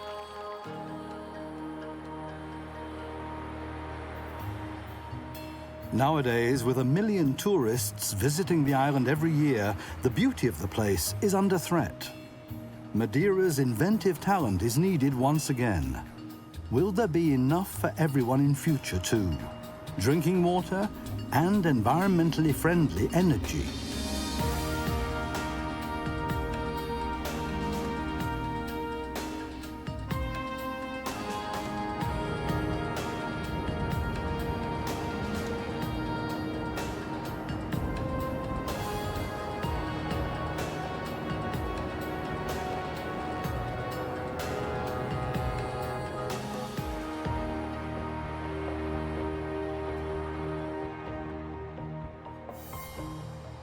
It's also called the Flower Island, and not without reason. Madeira is famous for its mild climate. Here, on the edge of the tropics, it's permanently spring. Cosseted by heat and sun, the farmers of Madeira grow vegetables, sugarcane, and bananas all year round. Since the Portuguese colonized Madeira in the 15th century, people have inhabited the sunny south coast in particular. The farmers here use every inch of the land.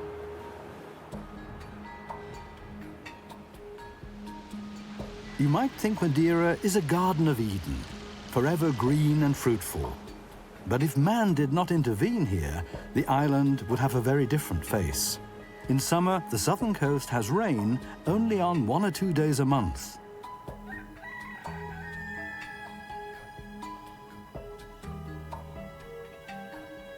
Actually, it should be a lot drier here. How do the Madeirans turn their island into such a fertile land?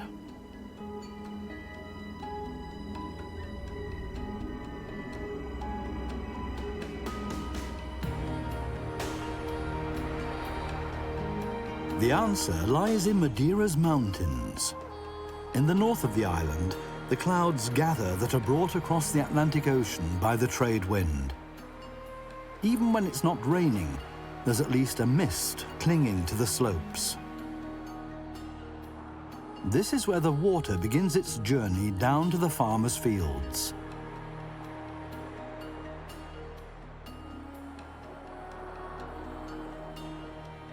On the steep mountain slopes, the moisture allows evergreen laurel trees and bushes to thrive. This jungle, the laurel forest, is found only on the Canary Islands, the Azores, and Madeira.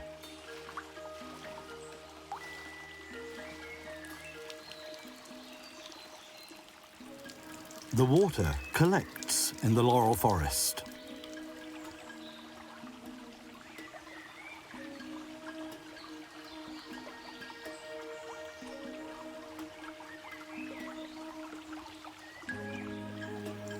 Small trickles swell into streams and rivulets.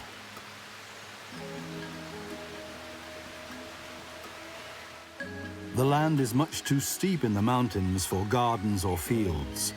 Agriculture is not possible here.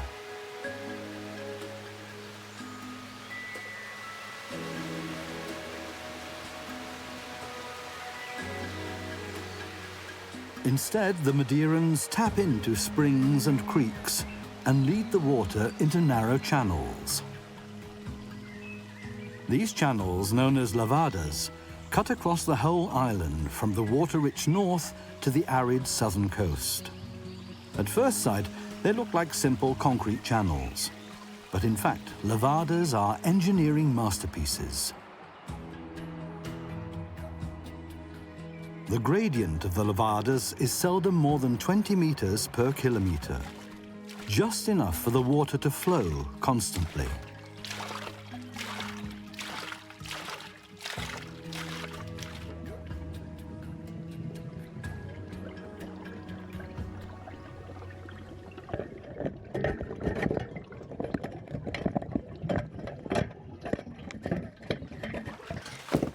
Small gangs of building workers are often to be seen.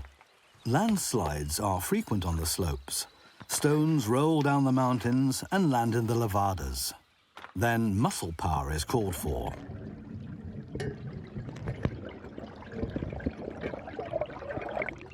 The strong men are constantly at work on the lavadas. They see to it that enough water gets to where it's needed.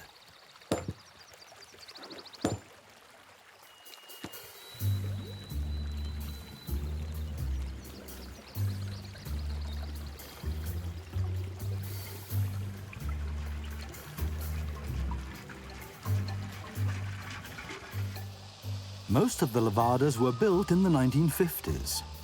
Chroniclers recorded the back-breaking work on film. Their footage shows how hard and sweaty the work was.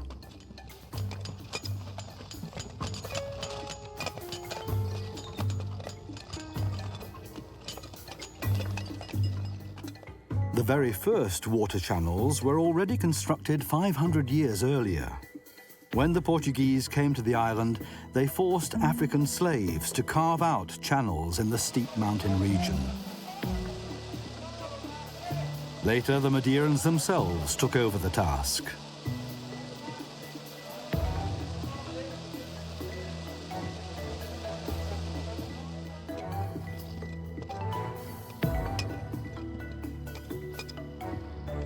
Where the ravines are particularly precipitous, the workers abseiled down using primitive equipment. On the narrow rock ledges, any false step could be your last.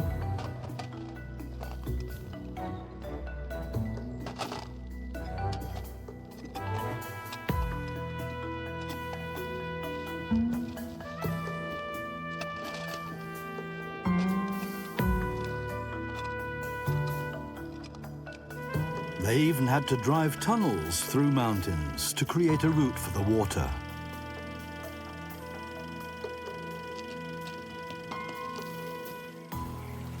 Agostinho Figueira admires the work of the Lavada builders.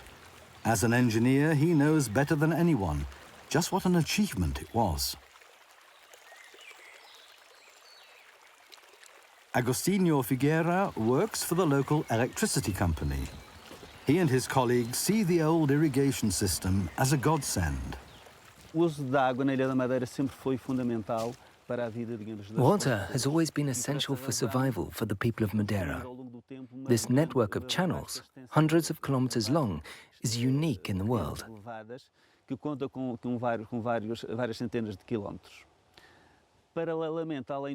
Originally, it just served to provide the people with drinking water and to irrigate the fields. Then, in the last century, they had another idea, using it to generate electricity.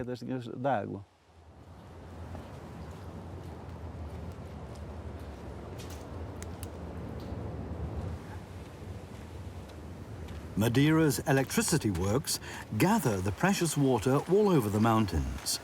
Some lavadas flow into old tunnels where the water is stored.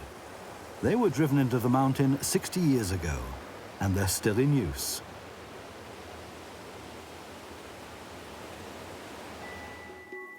There are also surface storage basins in the mountains.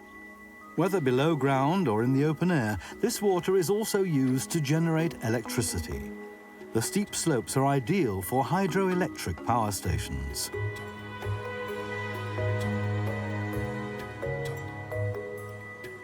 When the water shoots down the mountain, it has enough force to drive turbines. It was in 1953 that the first 2 hydroelectric plants became operational. They sufficed to supply Madeira's energy needs up to 1960.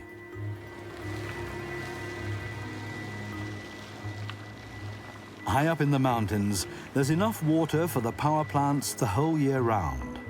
That's why the oldest of them, like the Faixa de Nogueira plant, were built in the middle of the evergreen laurel forest.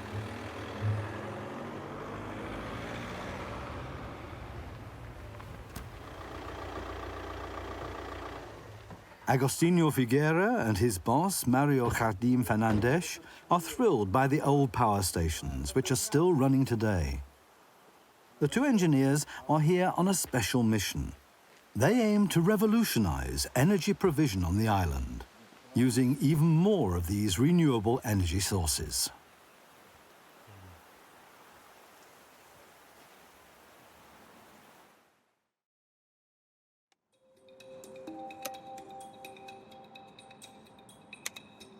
Hydropower is one of the cleanest ways of generating electricity. The turbines and generators operate completely without polluting emissions.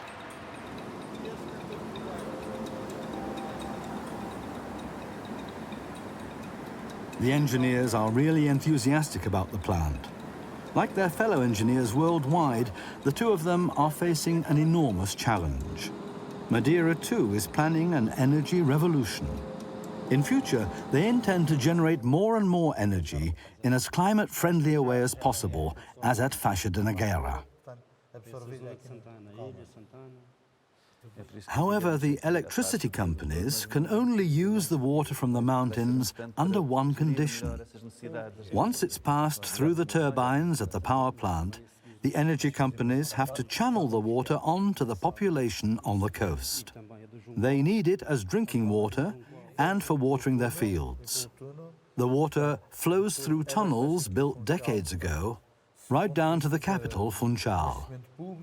Esta, a somar às outras obras, foram obra ciclópica, These structures were gigantic projects in their day. A 5 kilometers long tunnel was built here using the simplest of equipment. Madeira can be proud of that achievement because it was of fundamental importance for the people on the south coast, especially during the summer. Providing sufficient water was the big challenge.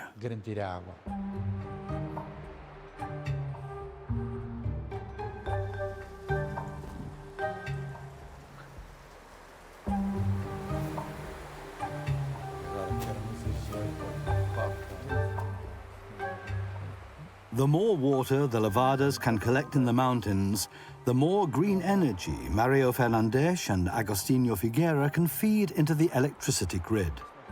And the more water the people of Madeira have available.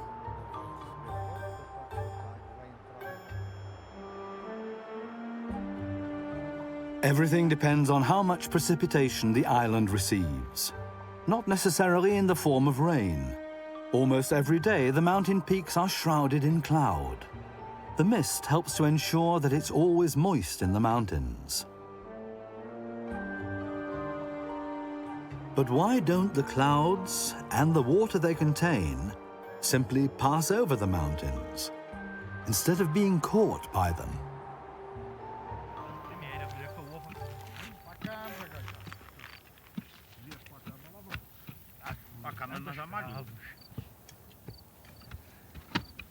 These men give nature on Madeira a helping hand. They put right what's been destroyed over the centuries. Above the laurel forest, heathland plants should actually be growing, to a height of several meters.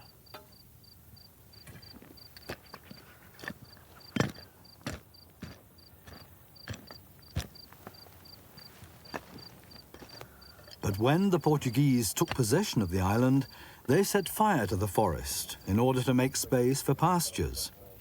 The forestry workers are now replanting the forest again as part of the struggle for water.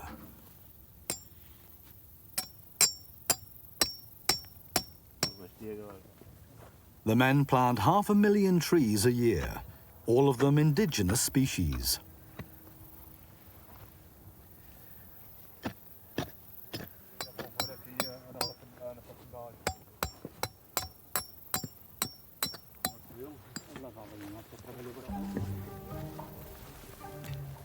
The indigenous species are best adapted to the harsh conditions high up in the mountains, to the wind, weather, and soil. The plants comb the water out of the clouds, much to the satisfaction of Madeira's botanists, and not only them. The forest of Madeira is decisive for taking water from the mist, regardless of whether it rains a lot in summer or not at all. As the mist blows through the plants, like this heather, tiny drops remain, sticking to the leaves and then falling to earth like raindrops. This brings almost as much as when it rains.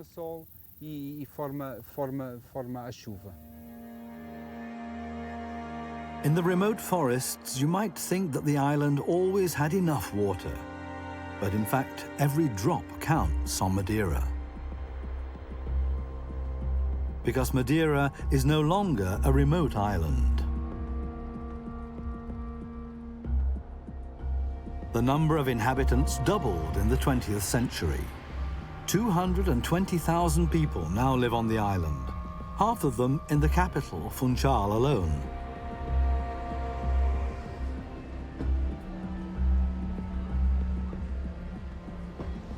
Nowadays, Funchal is a perfectly normal European city. But the many people living here consume more and more water.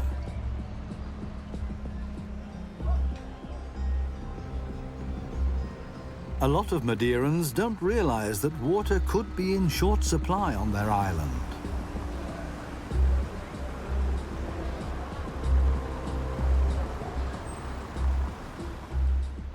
Most people have a small back garden. Many grow their own fruit and vegetables.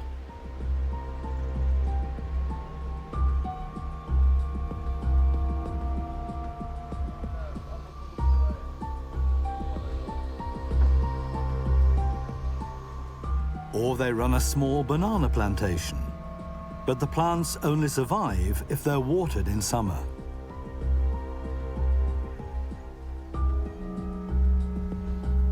There are no water sources on the south coast, so everyone claims their share of the Levada water from the mountains.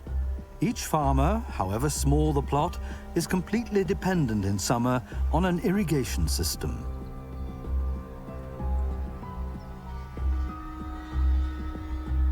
To prevent trouble among the farmers, there are firm rules as to how the precious water is distributed.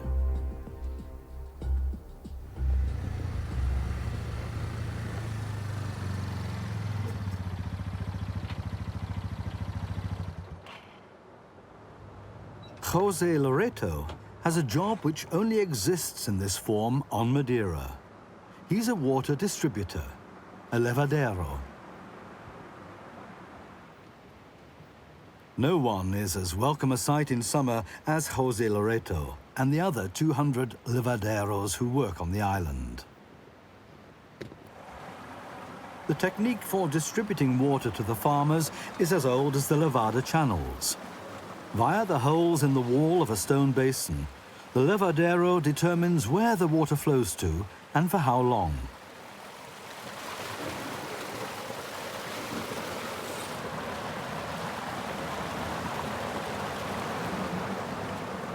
Not all of his customers can have water every day. The work of Jose Loreto is a full-time job. His predecessors used to travel round on foot or on horseback. Nowadays, the levaderos have their own company car, as it were. Apart from that, little has changed in the work of the levaderos over the course of time. Jose Loreto really needs to be on good terms with all of his 150 or so customers. All of them want to be treated fairly.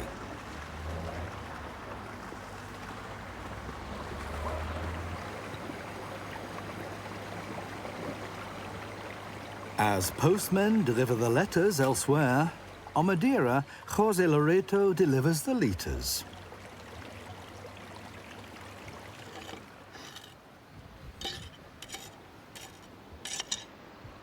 Maria Sardinia arrives early at her small field directly on the coast. She has to be there when the water is due, otherwise it runs past her land.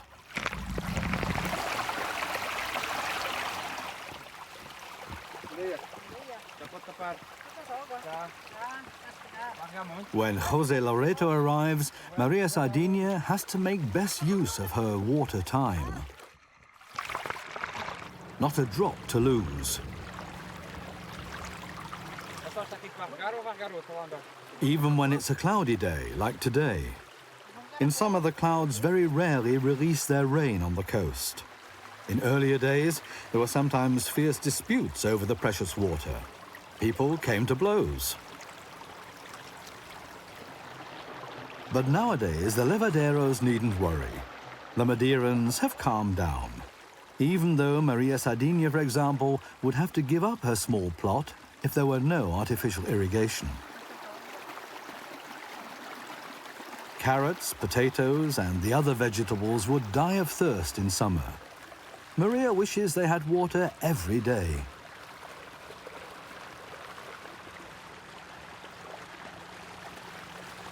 In July, the driest month on Madeira, the levadero only comes every other week. There's no more water to go round. It's sometimes touch and go for Maria Sardinia's plants. If there are too many hot days, her entire harvest is in danger. It's then Jose Loreto's job, above all, to cool down people's overheated tempers. In the dry season, all his diplomatic skills are called for. Otherwise, trouble is pre-programmed.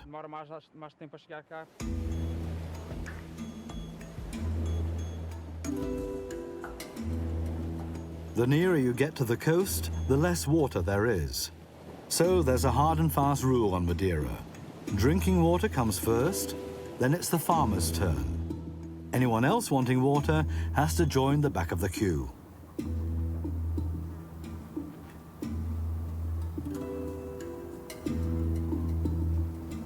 In summer, this affects the electricity works above all.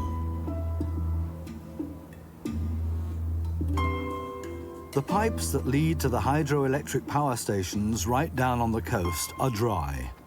Every drop of water is needed for drinking water in summer, and then for the farmers. During the hottest period, water is no longer used as a source of energy.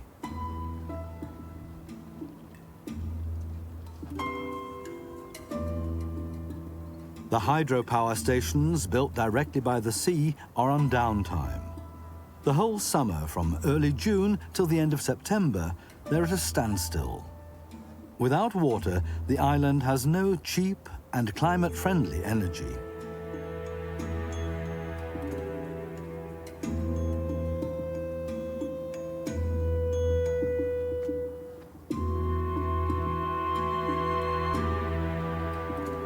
Instead, Madeira is then dependent on dirty fossil fuel for its energy. A large diesel-fired power station pollutes the atmosphere. In summer especially, the plant operates at full blast. That's not just bad for the climate. It's also extremely expensive to transport diesel and gas in tankers to the islands stuck out in the Atlantic. Diesel power costs 3 times as much on Madeira as on the mainland.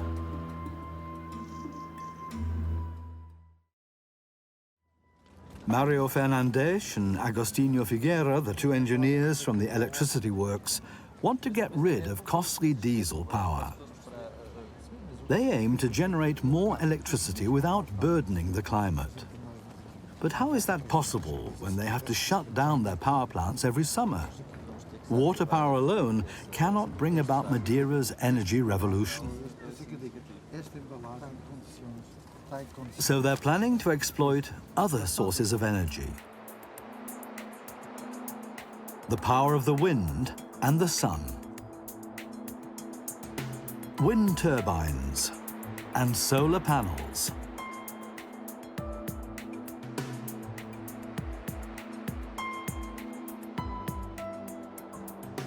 Madeira already had its first wind-powered generator in 1992, the first in the whole of Portugal. Back then, the wind parks were built directly by the sea.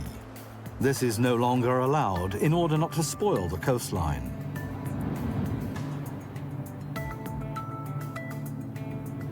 So the energy companies have turned to the mountains instead. The Pau da Serra Plateau is one of the most remote corners of Madeira. This is where the energy producers have focused their attention. Since the year 2000, they've built more and more and ever larger wind turbines here. The total output has increased 10 times in just 10 years to 45 megawatts, enough electricity for 40,000 people. The wind turbines have proved a blessing for Madeira for another reason too. They're bringing high tech to the island and creating high-value jobs for a lot of young Madeirans who used to move away to the mainland.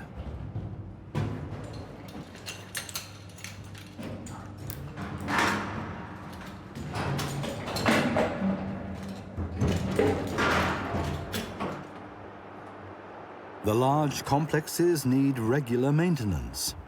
At heights of up to 100 meters, the rule has to be safety first. In the past, specialists used to come from the mainland for every inspection.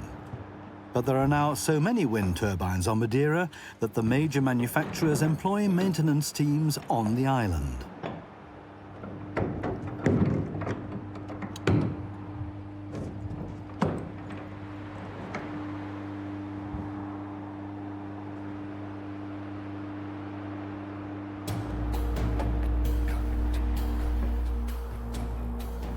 But wind power has an unfortunate drawback, one that's especially serious for a remote island.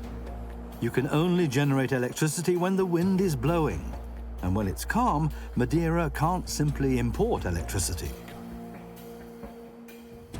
There are no power cables between the island and mainland Portugal, 1,000 kilometers away.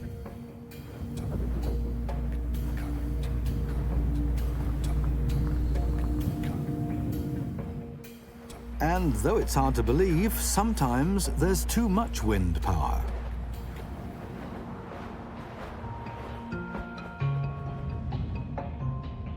At night, when the Madeirans turn in, energy consumption sinks abruptly. If the wind continues blowing, the power it generates can't be used.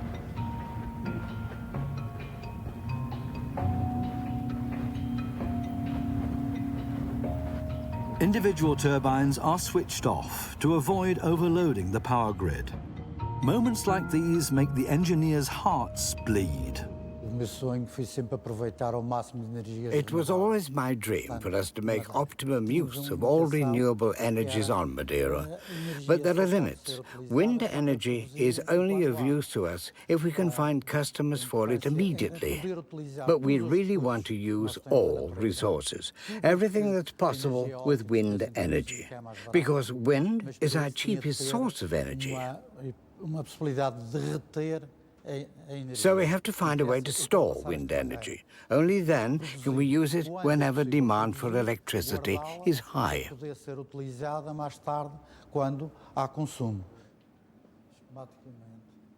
Mario Fernandes and Agostinho Figueira realized more and more that wind alone couldn't be the answer for their island.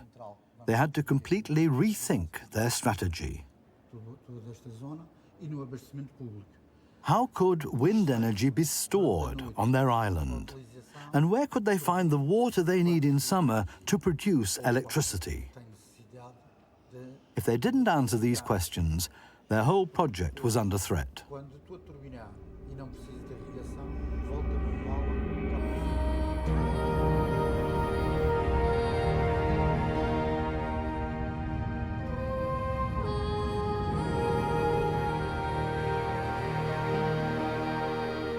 And if that wasn't enough, 2/3 of Madeira is made up of protected conservation areas. The island's breathtaking landscapes are its capital. Tourists who come because of the natural setting don't want to see it covered in wind turbines.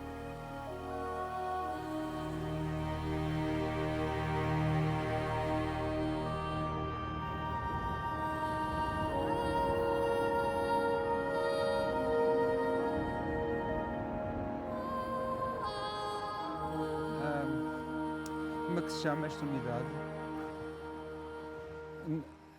Precipitação oculta. É?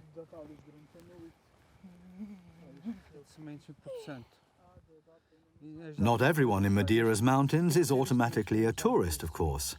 Sometimes you come across a group of biologists at work up here.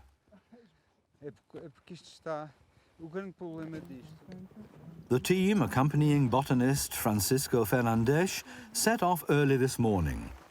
The reason for the arduous ascent is the unique flora of the island. It has to be protected. Nós conservamos a floresta da Madeira. We conserve the forest of Madeira because it's important for its biological diversity. There are species here that are unique in the world, so we have to protect them. All the species, in fact. Apart from that, the forest is important for the water. It collects and stores water. And for erosion, because the forest secures the soil.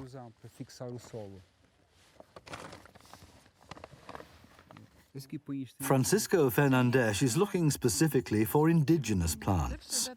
They are best adapted to the soil and climate. Some plant species don't grow anywhere else. Such indigenous plants are especially vulnerable. A disaster like a fire can wipe out an indigenous species at a stroke. Francisco Fernandes and his team want to prevent that.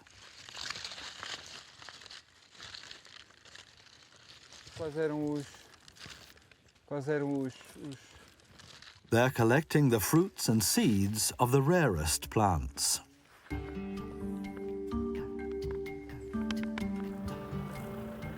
The day's harvest is taken to Funchal, to the seed bank of the botanical gardens.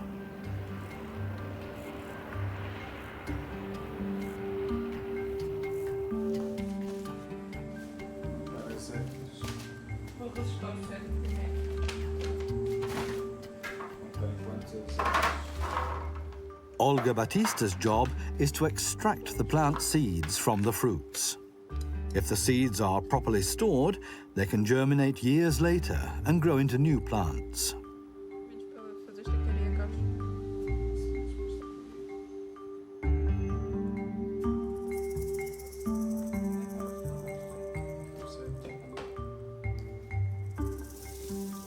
She washes off everything that could rot or go moldy later. Once Olga Batista has dried the seeds, they're ready for the seed bank. Botanists have counted over 800 plant species on Madeira. 160 of them aren't found anywhere else in the world.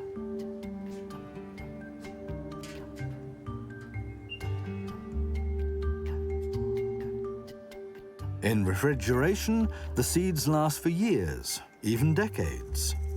Madeira's botanical gardens have thus created an archive of life on the island. An archive the biologists can resort to should it prove necessary. They need the seeds, for example, for reforestation work in the mountains.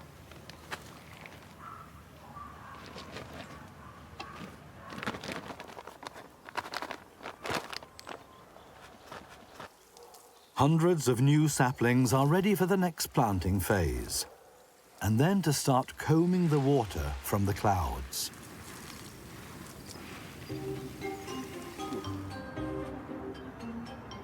The botanical garden isn't the worst place to work on Madeira. The fantastic view of Funchal draws tourists to the subtropical garden every day.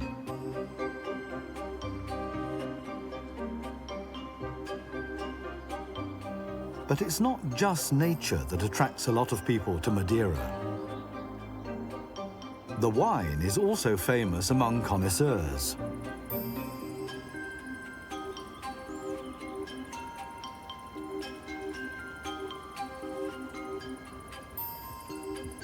The grapevines were already on board when the first Portuguese settlers arrived on the island. The island's wine business is in the hands of 8 families. It's not the classic table wine that they produce here. Madeira wine is drunk as an aperitif or after a meal. The vintners interrupt the fermentation process by adding high-proof spirits. This keeps part of the grape sugar in the wine. In addition, they store their wine in hot attics and let air into the large casks. Heat and air give Madeira its characteristic flavor.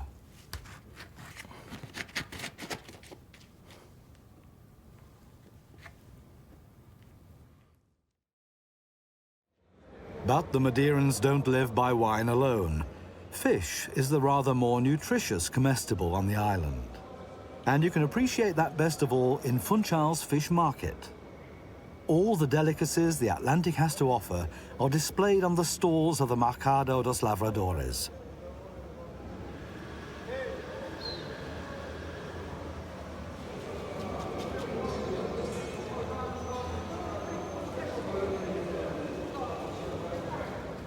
A speciality is the scabbard fish, a predatory fish that the anglers catch in deep water with 1,000-meter-long fishing lines.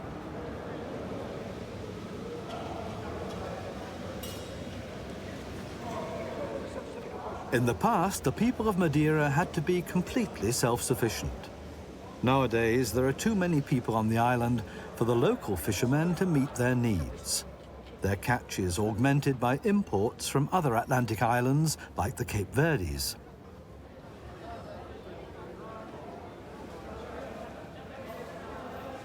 But the fish don't only attract gourmets to Madeira.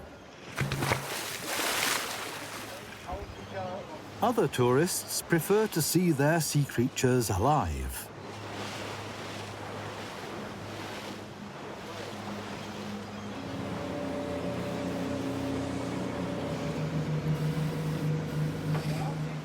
The steeply shelving coast is an El Dorado for divers.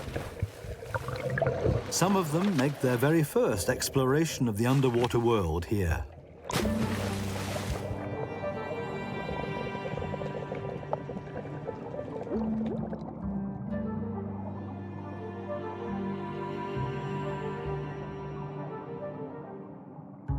It's thanks to the dedication of divers that the Gurajão National Marine Park came into being in 1986.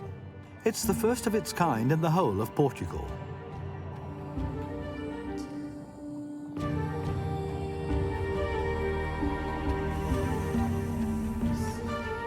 Gurajão is certainly a tourist magnet, but it's also the nursery for Madeira's underwater fauna. Fishing is banned here.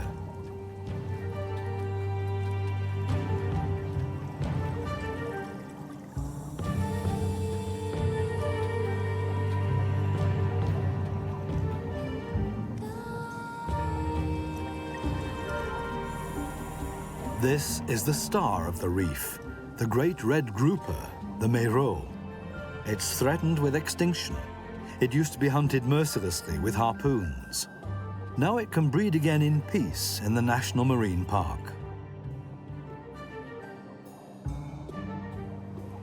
These giants can live for over 30 years and weigh over 200 kilos.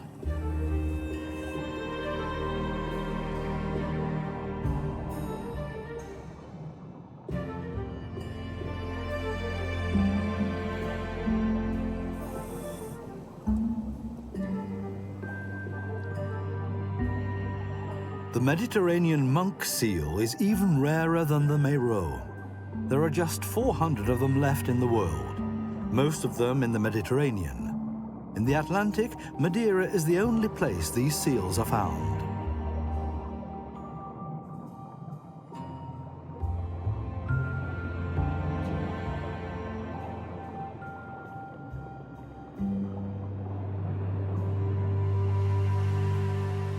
The large number of tourists who come to Madeira because of its natural beauty have changed the island.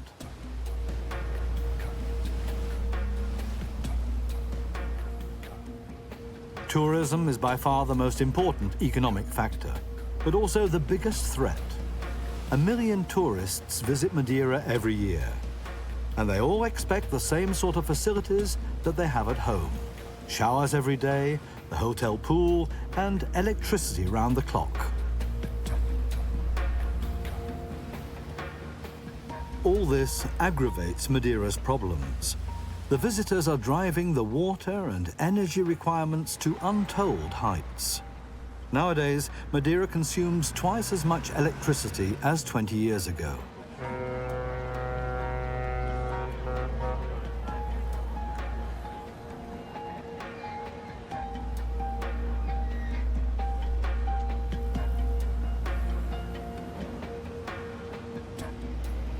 Tourism could well destroy the very thing that many people are looking for here: nature, unspoiled and beautiful. The little water available has to meet the needs of ever more people, and the situation could get a lot worse.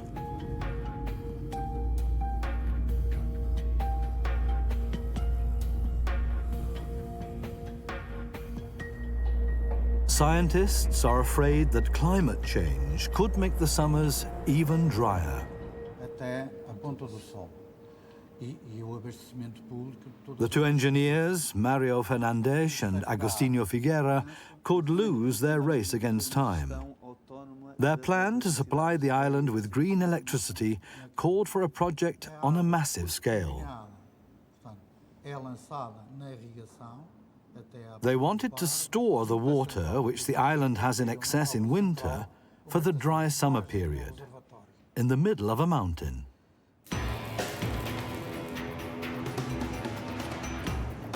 In 2005, the engineers had large-scale tunnel boring machines brought to the island. What their forerunners did with the simplest of means 60 years ago was now being tackled with heavy machinery. They drove a 4-kilometer-long reservoir into the mountain.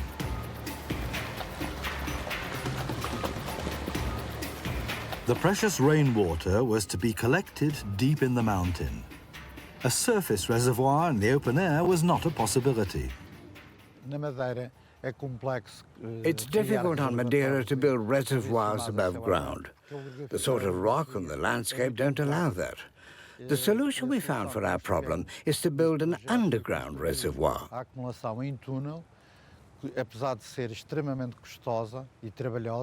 That's enormously expensive and time-consuming, but it leaves the landscape unscathed, and we will solve a great problem.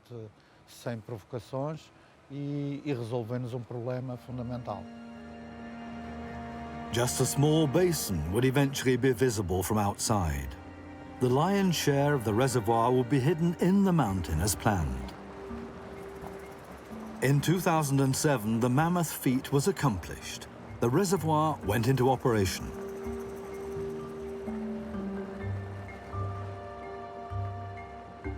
The collected water could be distributed from the basin.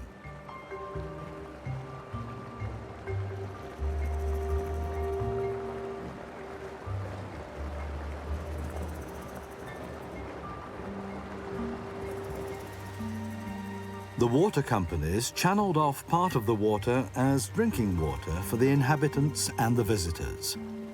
Unlike other holiday islands, Madeira was therefore not dependent on drinking water being imported in tankers, even in especially dry summers.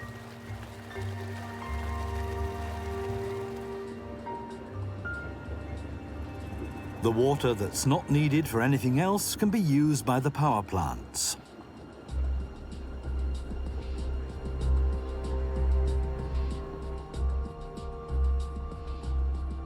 Lower down from the reservoir is Madeira's biggest and most modern hydroelectric power station, Sucuridos. But despite the huge investment in the reservoir, even Sucuridos proved unable to operate every day in summer. If it didn't rain for long periods, water was in short supply here too.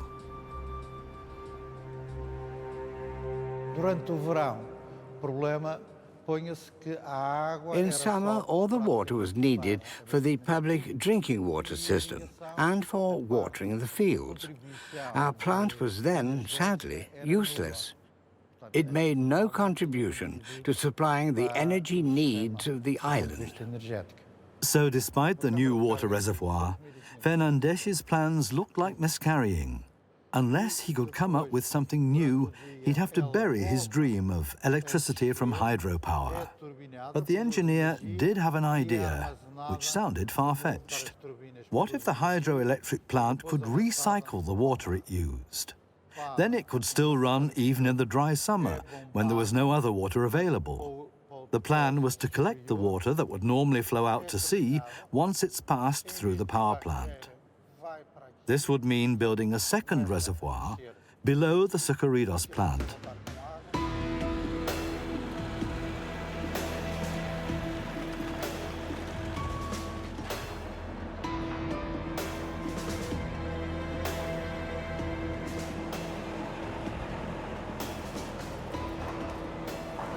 This second reservoir holds as much water as passes through the turbines during the day.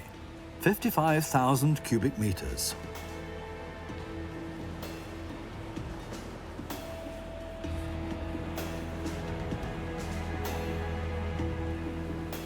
Water that would otherwise run into the sea can now be collected in this reservoir and reused.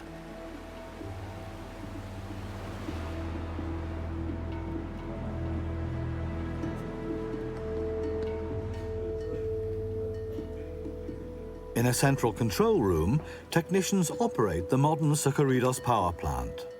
From here, they constantly monitor how high the demand for energy on Madeira is at any one time. When demand rises in the morning, they switch on the power station. Huge valves open.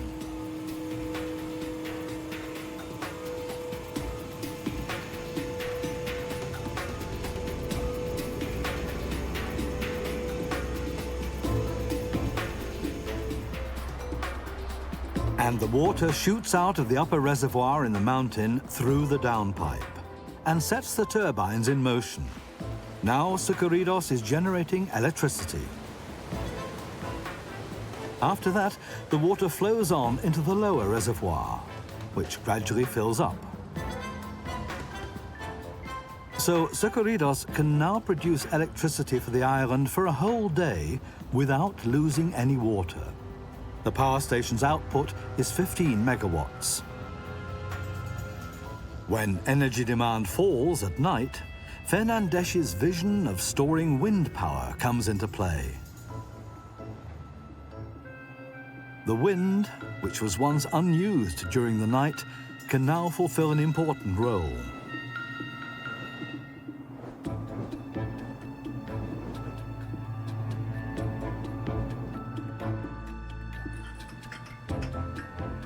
For this, the engineers installed 4 enormous pumps in the power station. With them, the staff can now put Sucuridos into reverse gear, as it were.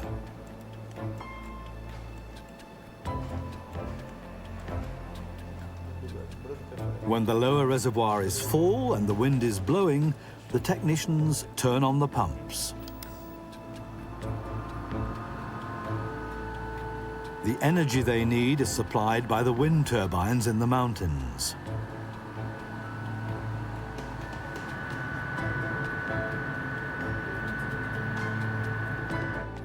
The water that's collected and stored during the day is pumped high up the mountain again at night into the upper reservoir. So this reservoir is acting as a huge battery that's charged up by wind power. Madeira now has what many engineers around the world have been looking for, a way of storing wind power. The next morning, the upper reservoir is full again.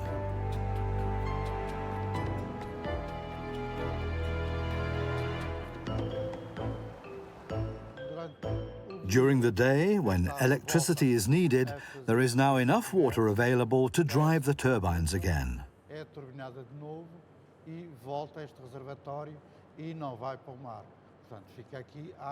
At night, the water once more changes direction. The wind power-driven pumps transport it back up the mountain, and Sucuridos stores energy. The Sucuridos plant is of immense importance for Madeira because it alone generates over 50% of our hydroelectric power. It's a model for even more ambitious projects. In order to secure the future of the people on this island.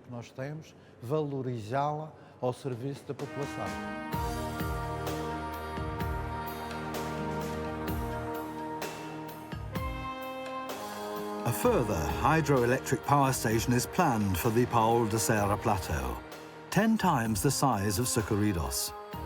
A second hydro plant that can go into reverse and store wind energy already has the go-ahead. With it, Madeira will, at a stroke, double the share that water and wind have in generating energy. Already by 2020, half the island's electricity will be produced by renewable energies.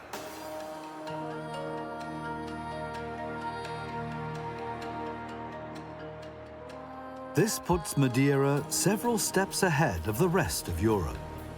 In the European Union, the plan is for just 27% of electricity to be generated by renewable energies by the year 2030. Madeira's example shows a lot more could be done.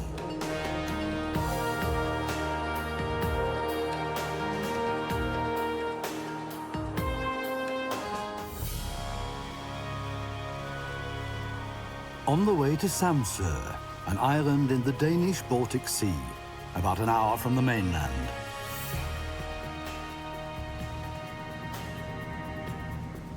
Samso is making news worldwide as the outstanding example of a successful energy revolution, a place that intends to meet all its power needs with clean energy. The small island is visited by politicians and scientists from around the globe. Captain Kusk is not too pleased with all the commotion about Samso. The first impression is one of coziness and tranquility. When you come over here, you fall into a completely different rhythm. Most of the inhabitants are real country folk, a farming community.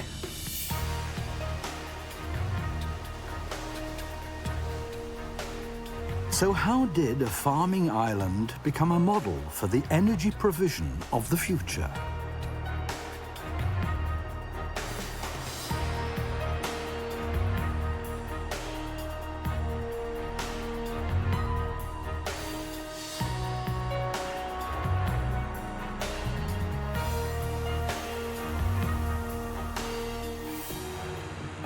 At first glance, it really is the fields, seagulls and windmills that characterize the island. The second glance tells you the farmers are versatile. They harvest not only grain, but also the earliest potatoes in Denmark, and many types of berries. 1,000 kilometers north of Paris or Munich, some even try their hand at wine growing.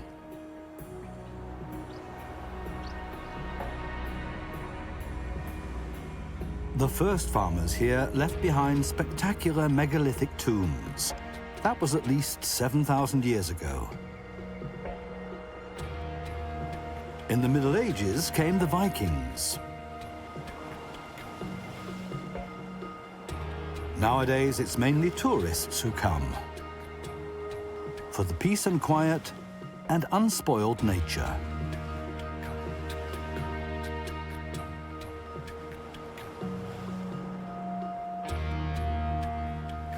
The more active among them use Samso as a base for exploring the Danish islands. There are a few wind turbines, as everywhere on the coast. The first impression, a very ordinary holiday island with simple, wholesome charm.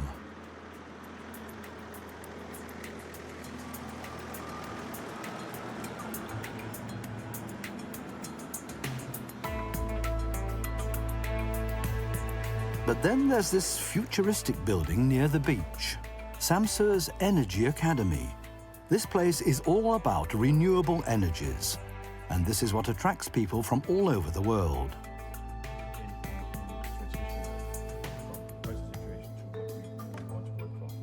And these are Galapagos people and people from development of sustainability and aid programs from Germany. The global importance of Samso for energy experts is in striking contrast to the initial rather sleepy impression. Being from Samso, I mean, some might think that Samso is a tiny little place that doesn't mean anything for the world, but I feel kind of proud also that we have so many foreign guests that come to Samso to see what we've achieved and hear about our projects. The people from the Galapagos Islands have traveled many thousands of kilometers to get here. Should we make friends with Galapagos? Yeah, well, Venimos a Samso junto con un grupo de gente de Galapagos. Our group has come to Samso to see the renewable energies that have been developed on this island. We've been here for 2 days and are being taken to see individual projects by the people from the Energy Academy. Los diferentes proyectos. The director of the Energy Academy is Søren Hermansen. It all began with him and with the Danish government, which was looking for a model region. In 1997, the government launched a competition. They wanted to show that with the laws already existing at the time, with funding programs and with the involvement of the people, it would be possible to provide 100% regenerative energy. Søren was determined to win the project for Samso. A local action group worked with expert consultants to produce a master plan, and Samso was granted the project.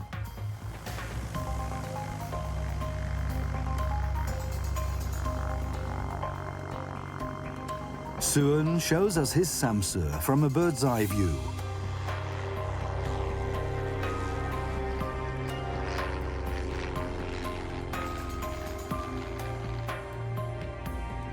A place of history, which is again attracting attention.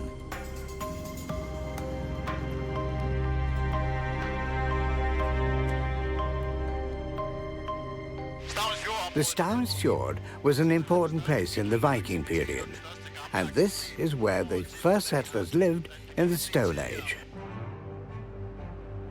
Samso is strategically well placed on a strait. The Great Sandstone Reef makes the fjord a huge natural harbour. That was why Samso was so attractive for the Vikings. Their dragon boats assembled in the fjord ahead of raids and for consultations. Samso means Assembly Island. To avoid being trapped in the fjord, the Vikings dug a canal at the narrowest point of the island, through which their boats could reach the open sea. The canal has long since silted up, but it's still clearly recognizable as a green cutting in the landscape.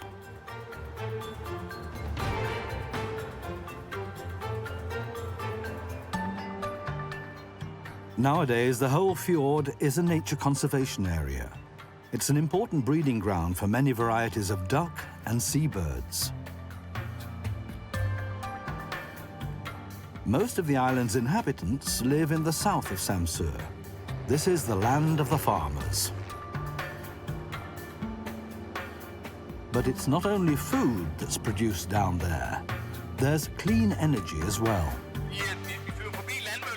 We are now flying past our wind turbines.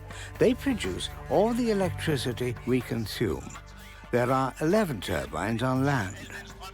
They all belong to the people of Samso themselves. That has an enormous psychological effect, because it means the wind turbines are accepted by them.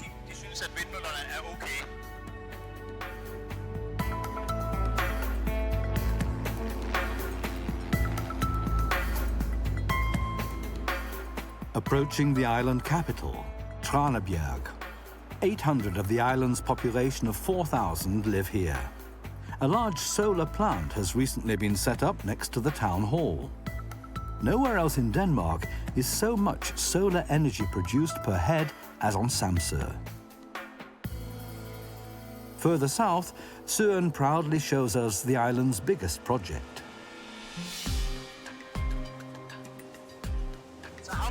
That's our €40 million mega project. Initially, no one believed that we would ever set up wind turbines out at sea.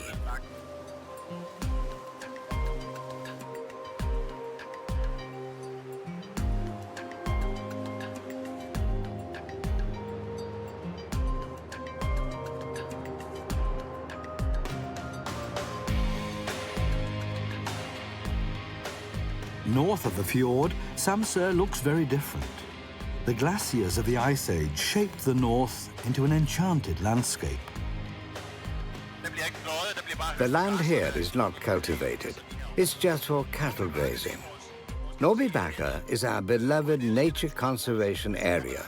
Tourists come from far and wide to go rambling there and enjoy the landscape.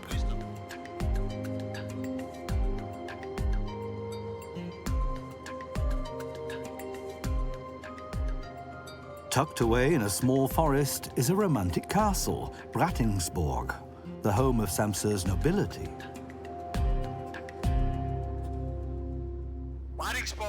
The Brattingsborg estate is not very old, but the family is. They used to own the whole island. The story has it that it was given to a mistress of the king as a sort of dowry, but maybe he just wanted to pay her off. Anyway, the family received the island as a present. They own the whole island for several generations. They still own a fifth of Samso. Our relationship with the Count is so-so. We think he interferes in things that don't concern him, but neglects other things that he should take care of. But that's the way they are, the nobility.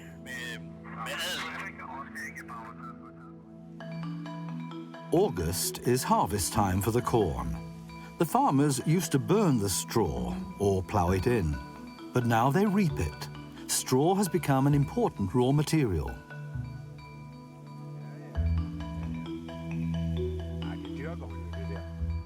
Arne Kremer is Samso's straw tycoon. If you want to turn your straw into money, he's your man.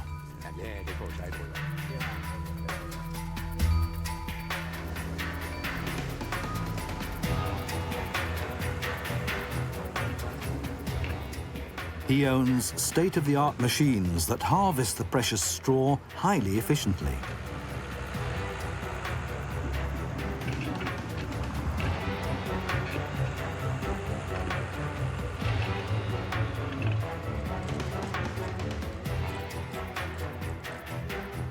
Harvesting the straw was one of the first steps taken on Samso towards climate protection.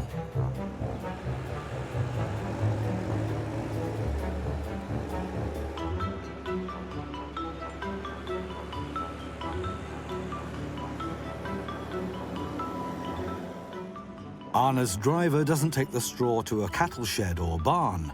His boss is waiting for the load at a heating plant. The farmers are paid according to weight and quality. Above all, the straw must not be too moist.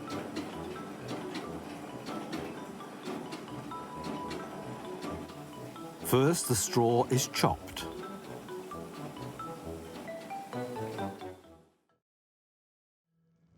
And then burned, as in the past too. But nowadays, the heat is used. The furnace produces heat that is used to heat the houses in the neighborhood. Straw instead of oil. There are two crucial advantages. The straw grows again, and when it's burned, the amount of carbon dioxide released is the same as the crop takes from the air when it's growing. The technology was invented by a farmer on the mainland.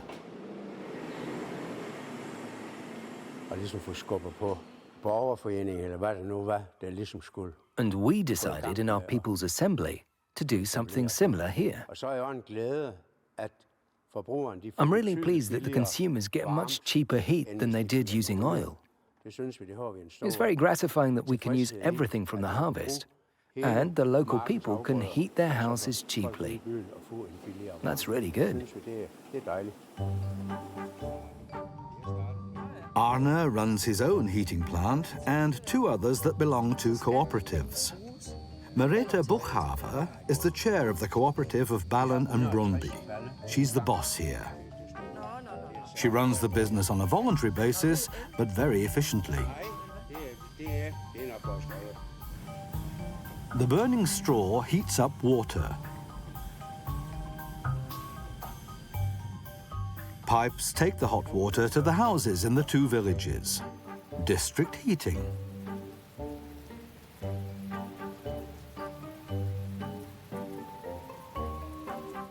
The pipes run under the road. The heating plant is big enough to heat all the buildings in neighboring Brøndby. Everyone in the village can be connected.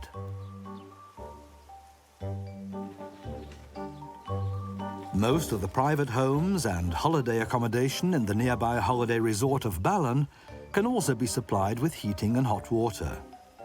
To get the locals to join in the scheme, Merete and the cooperative made a very tempting offer.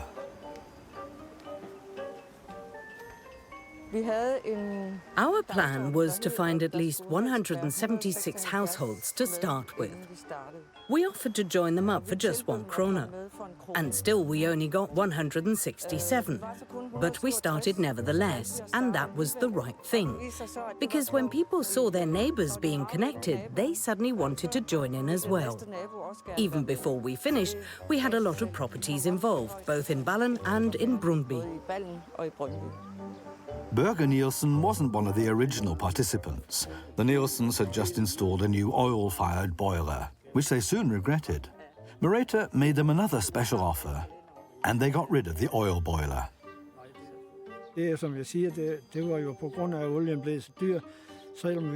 That was because of the high price of oil. We had to pay 6,000 euros to be joined up, but after 6 years, we virtually recouped that. That's okay.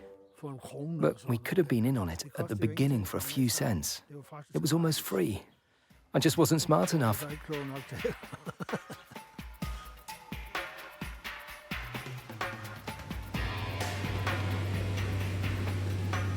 Heating with straw was new for the people of Samso, but it's proved its worth in the meantime. Apart from straw, a vital component of Samso's energy project is the wind. The farmers have been using wind energy for centuries.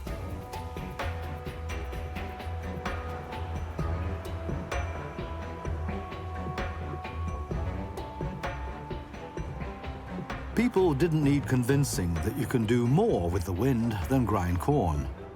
Some had even tried to get planning permission for a wind turbine. You have to find people prepared to risk the first step because they see the potential in an idea. The farmers were the earliest to be interested in wind turbines, but you need planning permission. They were attracted to the project because it would make it easier to get planning permission.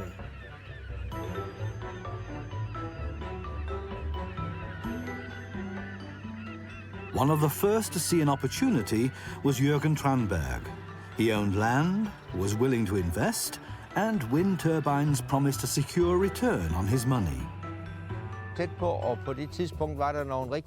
was a really good price paid for wind energy at the time. So it was a good investment if you could get planning permission.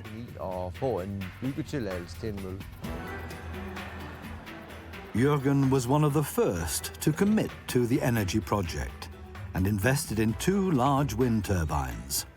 He wasn't thinking so much about the climate at the time. The turbine here cost me €1 million. The one at sea, 2 million. You don't do that just for the sake of CO2 emissions. No, you have to be fairly sure that it will be good business. The turbines are a dependable source of income. Jürgen's farm now has a second mainstay, and he built himself a modern house, all made possible by the new energy project.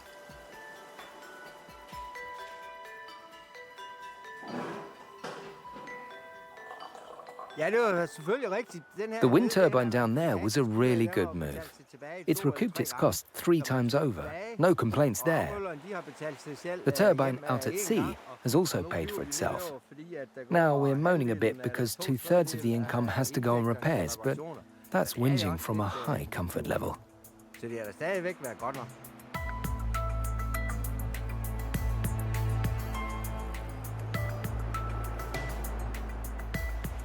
But the aim on Samso was not to set up a project for affluent farmers with their own land.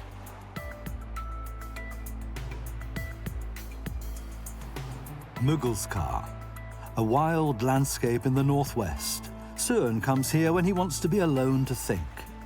Today, as back then. He wanted as many islanders involved as possible. That was important to him from the outset, because by the mid-1990s, Samso was in serious trouble.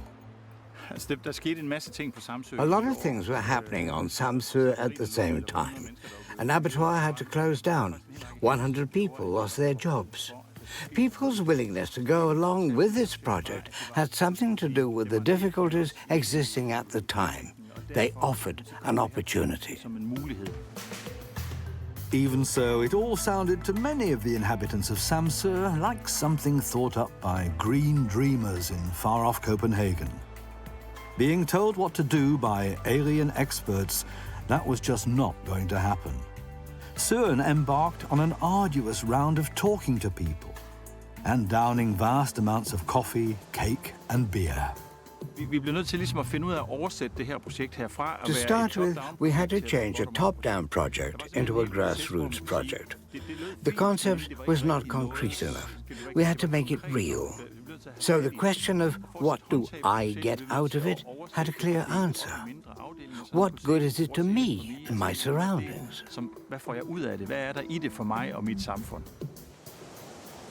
The aim was for everyone to be able to join in according to their possibilities. No new law, no government was telling them what to do.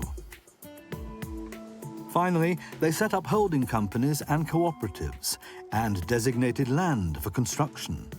And then they jointly ordered their own first wind turbines. When the ferry opened its loading gate and the first turbine came on land, everything changed. It really was a new beginning. It was a very exciting transition period to a new era in which we would set up the project.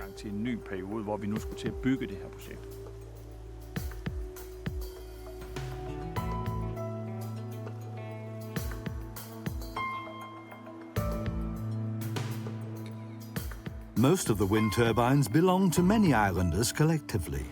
Søren is especially fond of these. Electrician Brian Kier maintains the turbines and carries out minor repairs. I have to go up and adjust various slip rings. It's a good day for it. Not much wind. That reduces the loss of earnings. Okay, let's come in.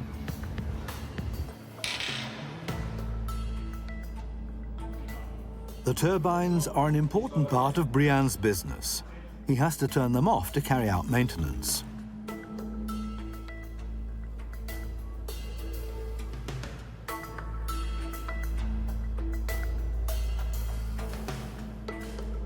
When the turbine isn't working, it costs the shareholders hard cash, so it's good that Brian can be on the spot quickly for minor repairs.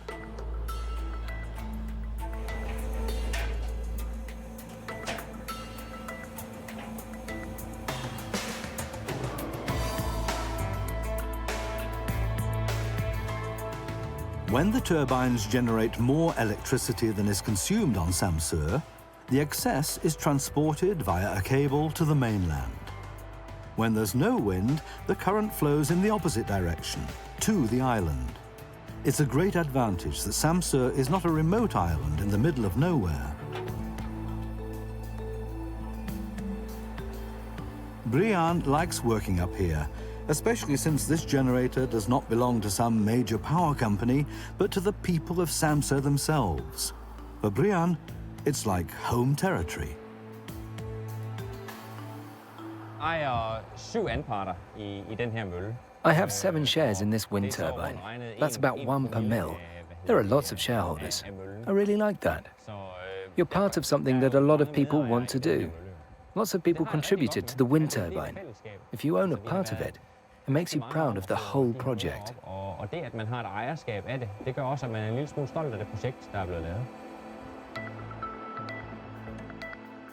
In other places, wind turbines are not so popular. Too loud, people say. Too much shadow. We can talk here, so there's not that much noise. Then there's the psychological effect of owning a share. Suddenly the plant is not so loud, casts fewer shadows, and is in every way much less disruptive, because it's mine. Also, the planning is important. You wouldn't site it so that it put a village in shadow.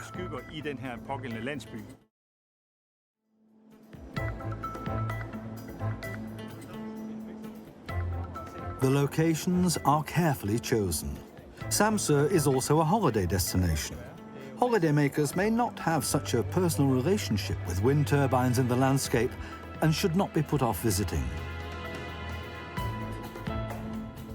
And there are spots where wind turbines are an absolute taboo. It would certainly be possible to put up more turbines on Samso and make even more money, but that's not what the islanders want at all. The Stauns Fjord is seen by the islanders as their heritage from their forefathers.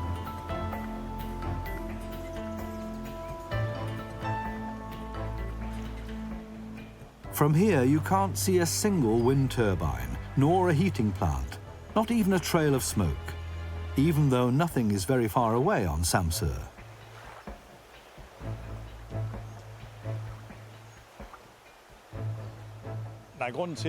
That you can't see anything of the wind turbines or the district heating is exactly how we planned it. We took a lot of care to ensure that there were areas with turbines and areas reserved for nature.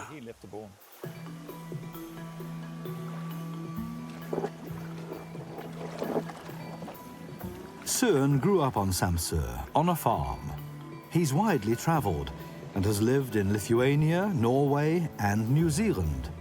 Today, he's a much sought-after expert internationally. He jets around the world, Brussels, the US, Japan, giving lectures, attending conferences, and advising politicians. But he still sees a trip on the fjord as something extra special. It's like a journey into a different age.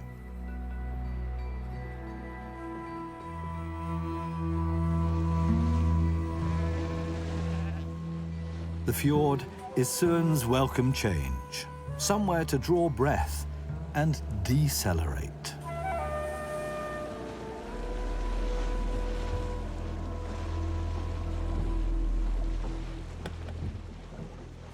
He sometimes meets up here on the fjord with Jens Peter Boll. He's the shepherd and nature guide in the fjord area. He also ensures that all the visitors stick to the rules in the nature conservation area.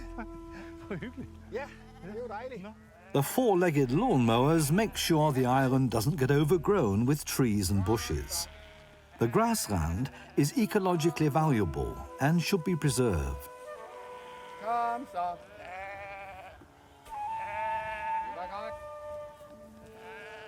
The Highland cattle and Gotland sheep grazing here are principally serving the purpose of nature conservation.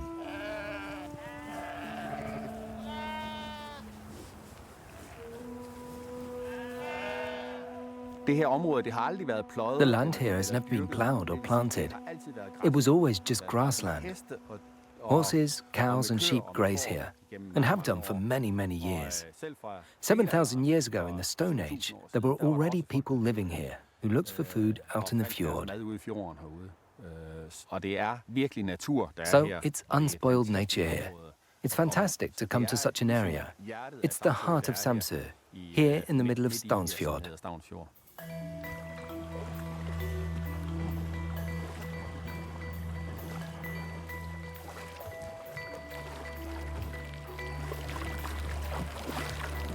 It's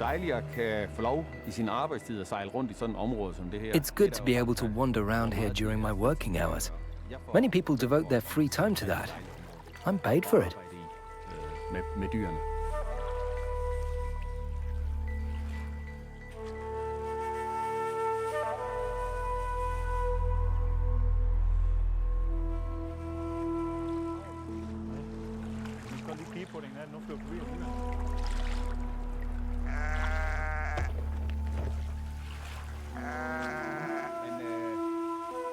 The flat islands in the fjord would be ideal locations for wind turbines.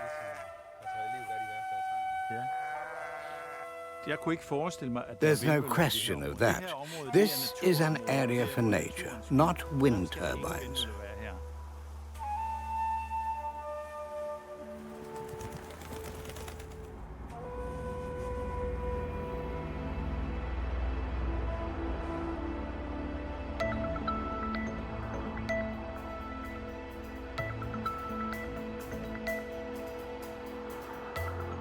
The large-scale wind turbines of the energy project are not the only ones operating on Samso.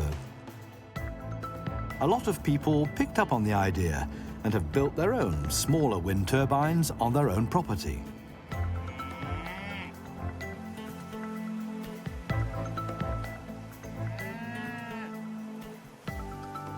A whole island powered up.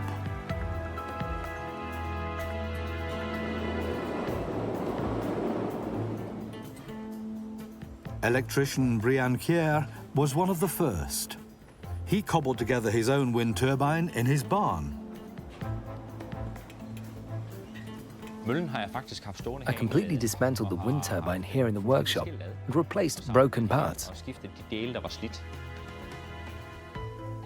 He uses the wind power to heat water and stores his home-generated energy as heat in a huge tank. The turbine is his piggy bank. We save around 3,000 euros a year. I can use that for nice things like the children or holidays. Brian generates both wind and solar power. It's as though a virus has infected the whole island. Everyone's caught it. It's incredibly important to go out and meet people, to find out how the community functions. Where are the key figures? Who makes things happen? And who has the means to make things happen? One of the key figures is plumber Ole Hemmingsen. Many of the facilities in Samso's private houses have been installed by his company.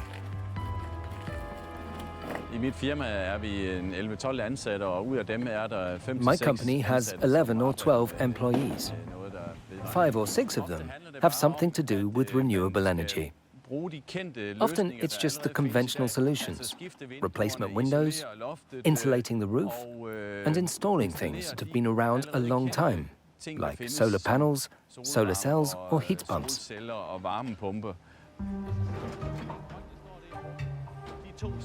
Ole is currently installing a geothermal heat pump for one of his customers. It makes use of the difference in temperature on the Earth's surface and at a depth of 1.2 meters to heat the house. This requires laying a long pipe filled with liquid that absorbs the heat of the Earth and conveys it into the house. That's why half the land of the customer's 200-year-old farm is now being dug up. The old house is being fitted with one of the most modern heating systems available, one that consumes neither oil nor gas. It's a lot of effort and cost and a very messy job, but it benefits the plumber, the homeowner, and the climate. The whole scheme has been carefully worked out. The customer is thinking about the future. I calculate that this investment will have paid for itself in less than 10 years. At the moment, we have electric heating, which is very expensive. We also have a stove for heating, which is a lot of work. We obviously wouldn't have done this if it didn't make financial sense over time.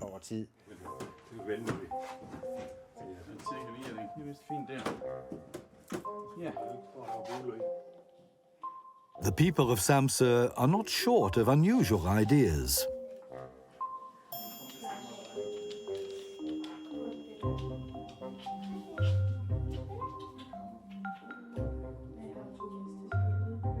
The Christiansen family's floor is cozy and warm the whole year round. The energy source responsible is next door. Carsten Christiansen is a farmer.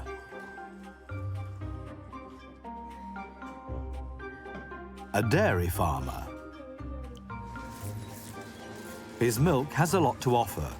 It comes out of the cows at a temperature of 39 degrees Celsius.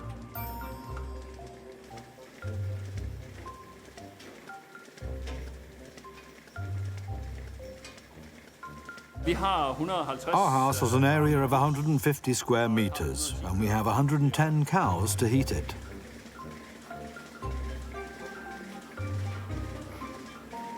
Carsten Christiansen has to reduce the body temperature of the milk quickly to 6 degrees Celsius.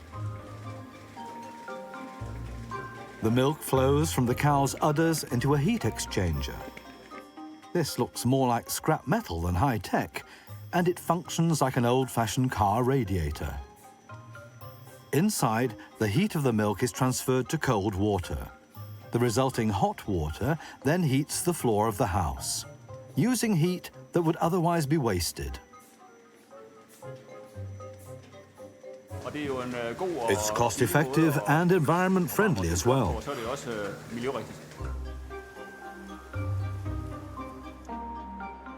Another farmer contributing to Samso's energy revolution.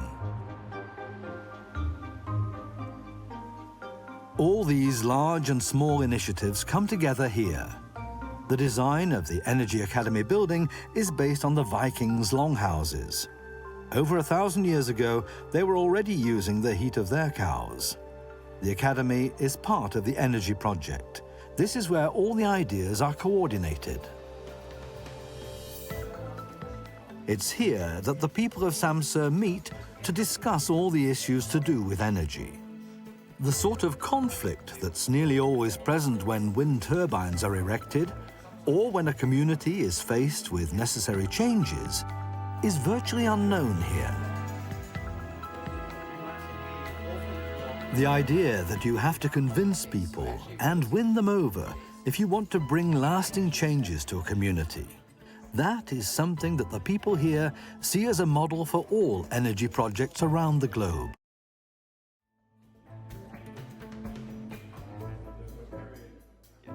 When we first started in 1997, we were importing electricity to Samso to the tune of 10 million euros a year. By 2008, when the project officially ended, we were producing 40% more power than we were consuming and exporting energy for 5 million euros a year. We'd created 30 new jobs. The community was able to tell the ministry, mission accomplished. We have new jobs and an export market that earns money for Samso.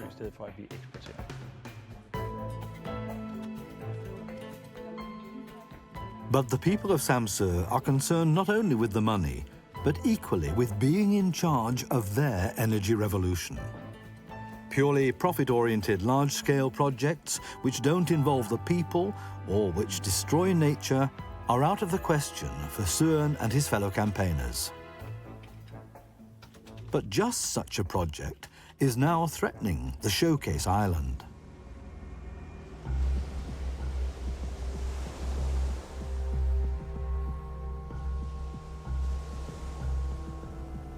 Because the islanders took charge themselves of their energy revolution, they have been able to keep the charm of the island and preserve the beauties of nature. This idyll could now be severely damaged by, of all things, a plan for a wind park. Just where they have ensured that the landscape is not affected by any wind turbines is where the trouble's brewing.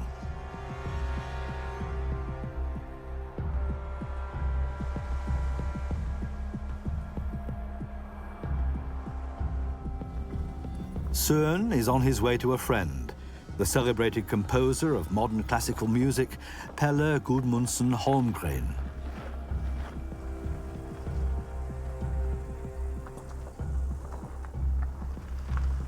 The composer has chosen to make his home on Samso. In summer, he lives and works on the secluded northern coast.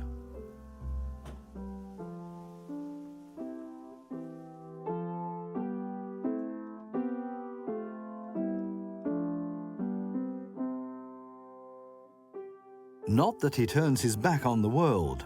He's involved in a protest movement against a large-scale project by a Danish energy concern. The company wants to build an offshore wind park here off the northernmost tip of the island. It's a gigantic undertaking that the locals and tourists are confronted with.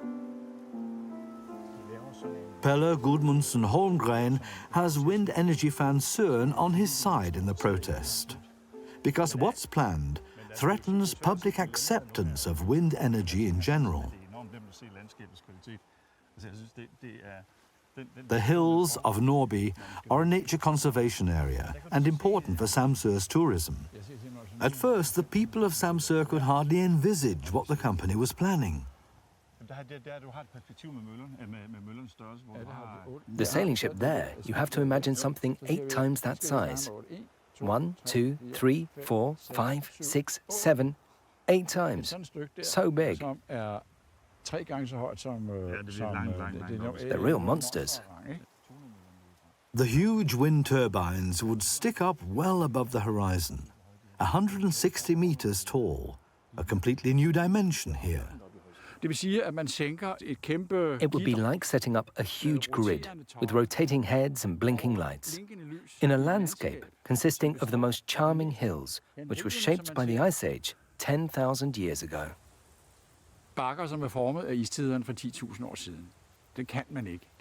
You just can't do that. This is a conservation area. Of course, we're accused of NIMBYism, not in my backyard. Naturally, we don't want that. But apart from that, the conservation area was not set up just to satisfy our sensibilities, but for the Danish people. This is part of the national cultural heritage. The poets and the politicians go into raptures about the Danish coasts. But you can't preserve the coast and at the same time plonk an industrial site in front of it.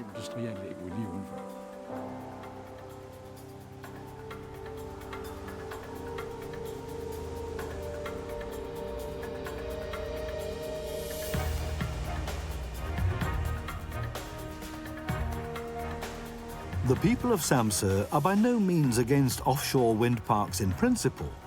The islanders themselves have built one, but its location was carefully chosen. The turbines are off part of the coast that's intensively used, where there are wind turbines on land as well.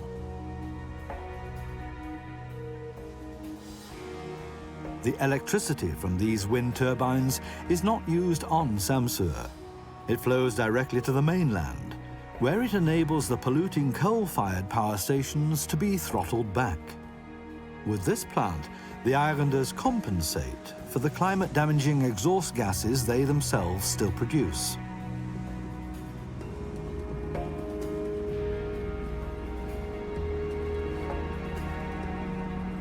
Søren and his team want to know what their wind turbines look like below the waterline, 10 years on from being built. There's a wealth of marine life here.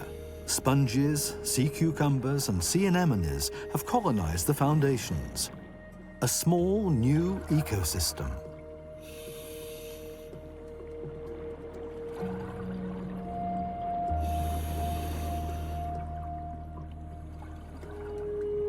The divers are especially pleased to see all the mussels.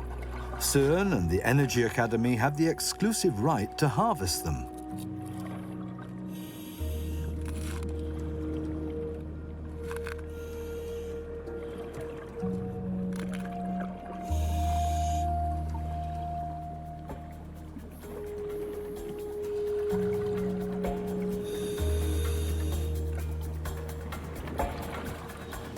The wind turbines at sea solve one of the island's problems on land.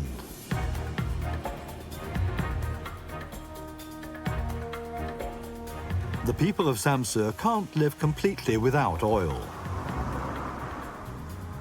On Samso, as elsewhere, most of the vehicles use petrol or diesel. The island only has the good climate footprint it has because the offshore wind turbines reduce the use of fossil fuels elsewhere. But things are about to change. The islanders don't intend to rest on their laurels. Samso's project is due to enter a new phase with an ambitious goal. No more diesel, petrol, or heating oil. But how best to achieve this goal? Biofuels? An island of bicycles? After a long debate, they have a plan.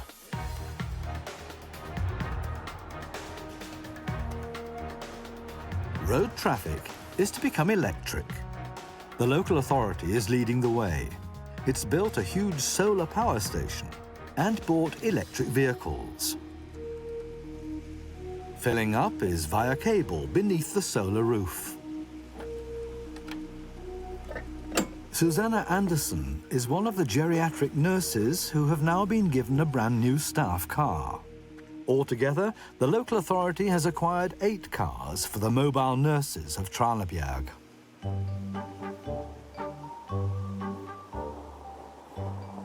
Using the cars, they visit elderly islanders who still live in their own homes but need support in their daily lives.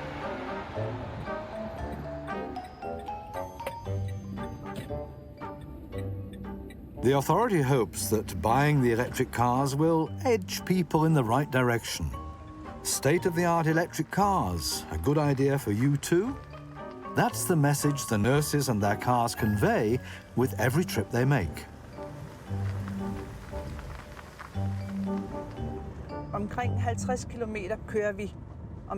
I drive about 50 kilometers a day, depending on whether we're in the north or the south of the island. I think it's a fantastic project to try and make the island free of fossil fuels. I'm right behind being as energy-saving as we can be when we're driving.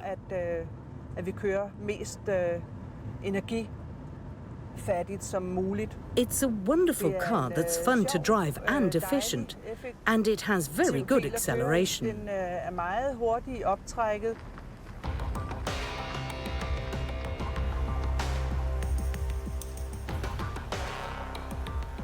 The man who's determined to see the number of electric cars increase rapidly is the very man who's known on Samso for loud engines, for the smell of oil and petrol, and for his Austin Healey frog eye sprite.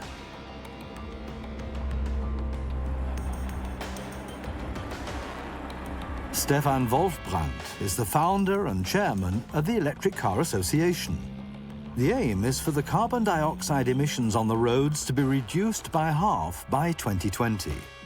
Electricity from the wind turbines will then be stored in the car batteries. This would place Samso a step ahead of the rest of the world in storing clean energy.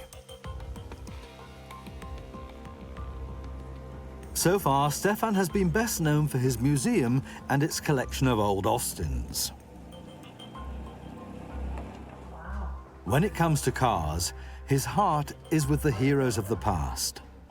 A love of old gas guzzlers and now electric cars, do they go together? They go together very well. We show both extremes, the smell and noise of the old cars, and then the silence and lack of vibration with the new electric cars. That's fantastic. My two favorite cars really are one of the old ones and an electric car, because it's completely new and completely different. The Electric Car Association is now 6 months old, and we have about 25 electric cars on Samso. We're aiming for 1,000, and we'll achieve that by 2020.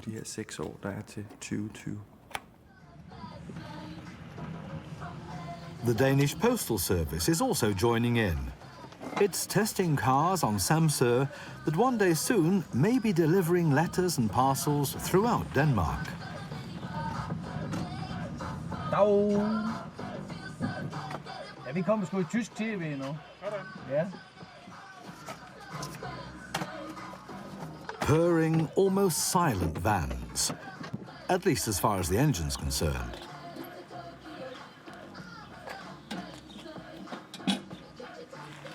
But people will still know when Postman Ola has been.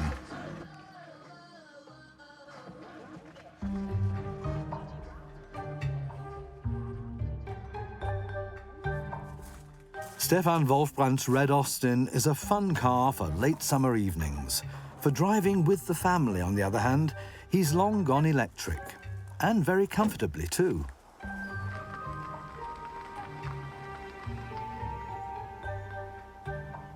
The Wolfbrandts manage very well with their electric car on Samso.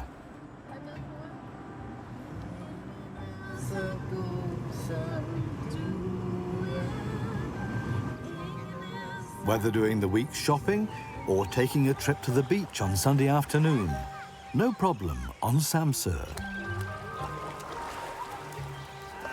But what about people who have to leave the island, who have to travel further afield? No problem. The range is 180 kilometers. I'm driving to Copenhagen tomorrow and will be away for a week. The car is of course perfect for Samso, but also for the rest of Denmark. Copenhagen, Zealand, Aarhus, I can drive there with no problem. There are no limitations.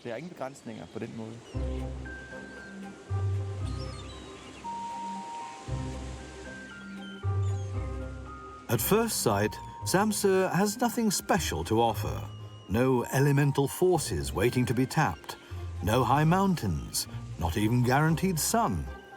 Nevertheless, in terms of statistics, it's the first CO2-free island in the world. Its success story is a story of people, of their inventiveness and their functioning community. It hasn't always been easy for this farming community to ditch old ways of thinking and traditions. But if you don't try, then nothing gets done. Seen from the inside, the change hasn't been all that big, perhaps. It's not something we boast about.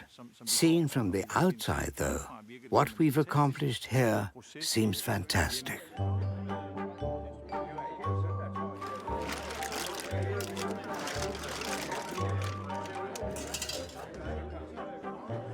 The success has only been possible because they managed to get everyone pulling together. The people of Samso jointly decided to change something in order to survive as a community. Almost incidentally, they'd become a model for the world. Together, whether visionary, artist, farmer, entrepreneur, craftsman, or nurse. Each in his or her role is part of something big, something very special. And they invite the world to share their experience and their good fortune.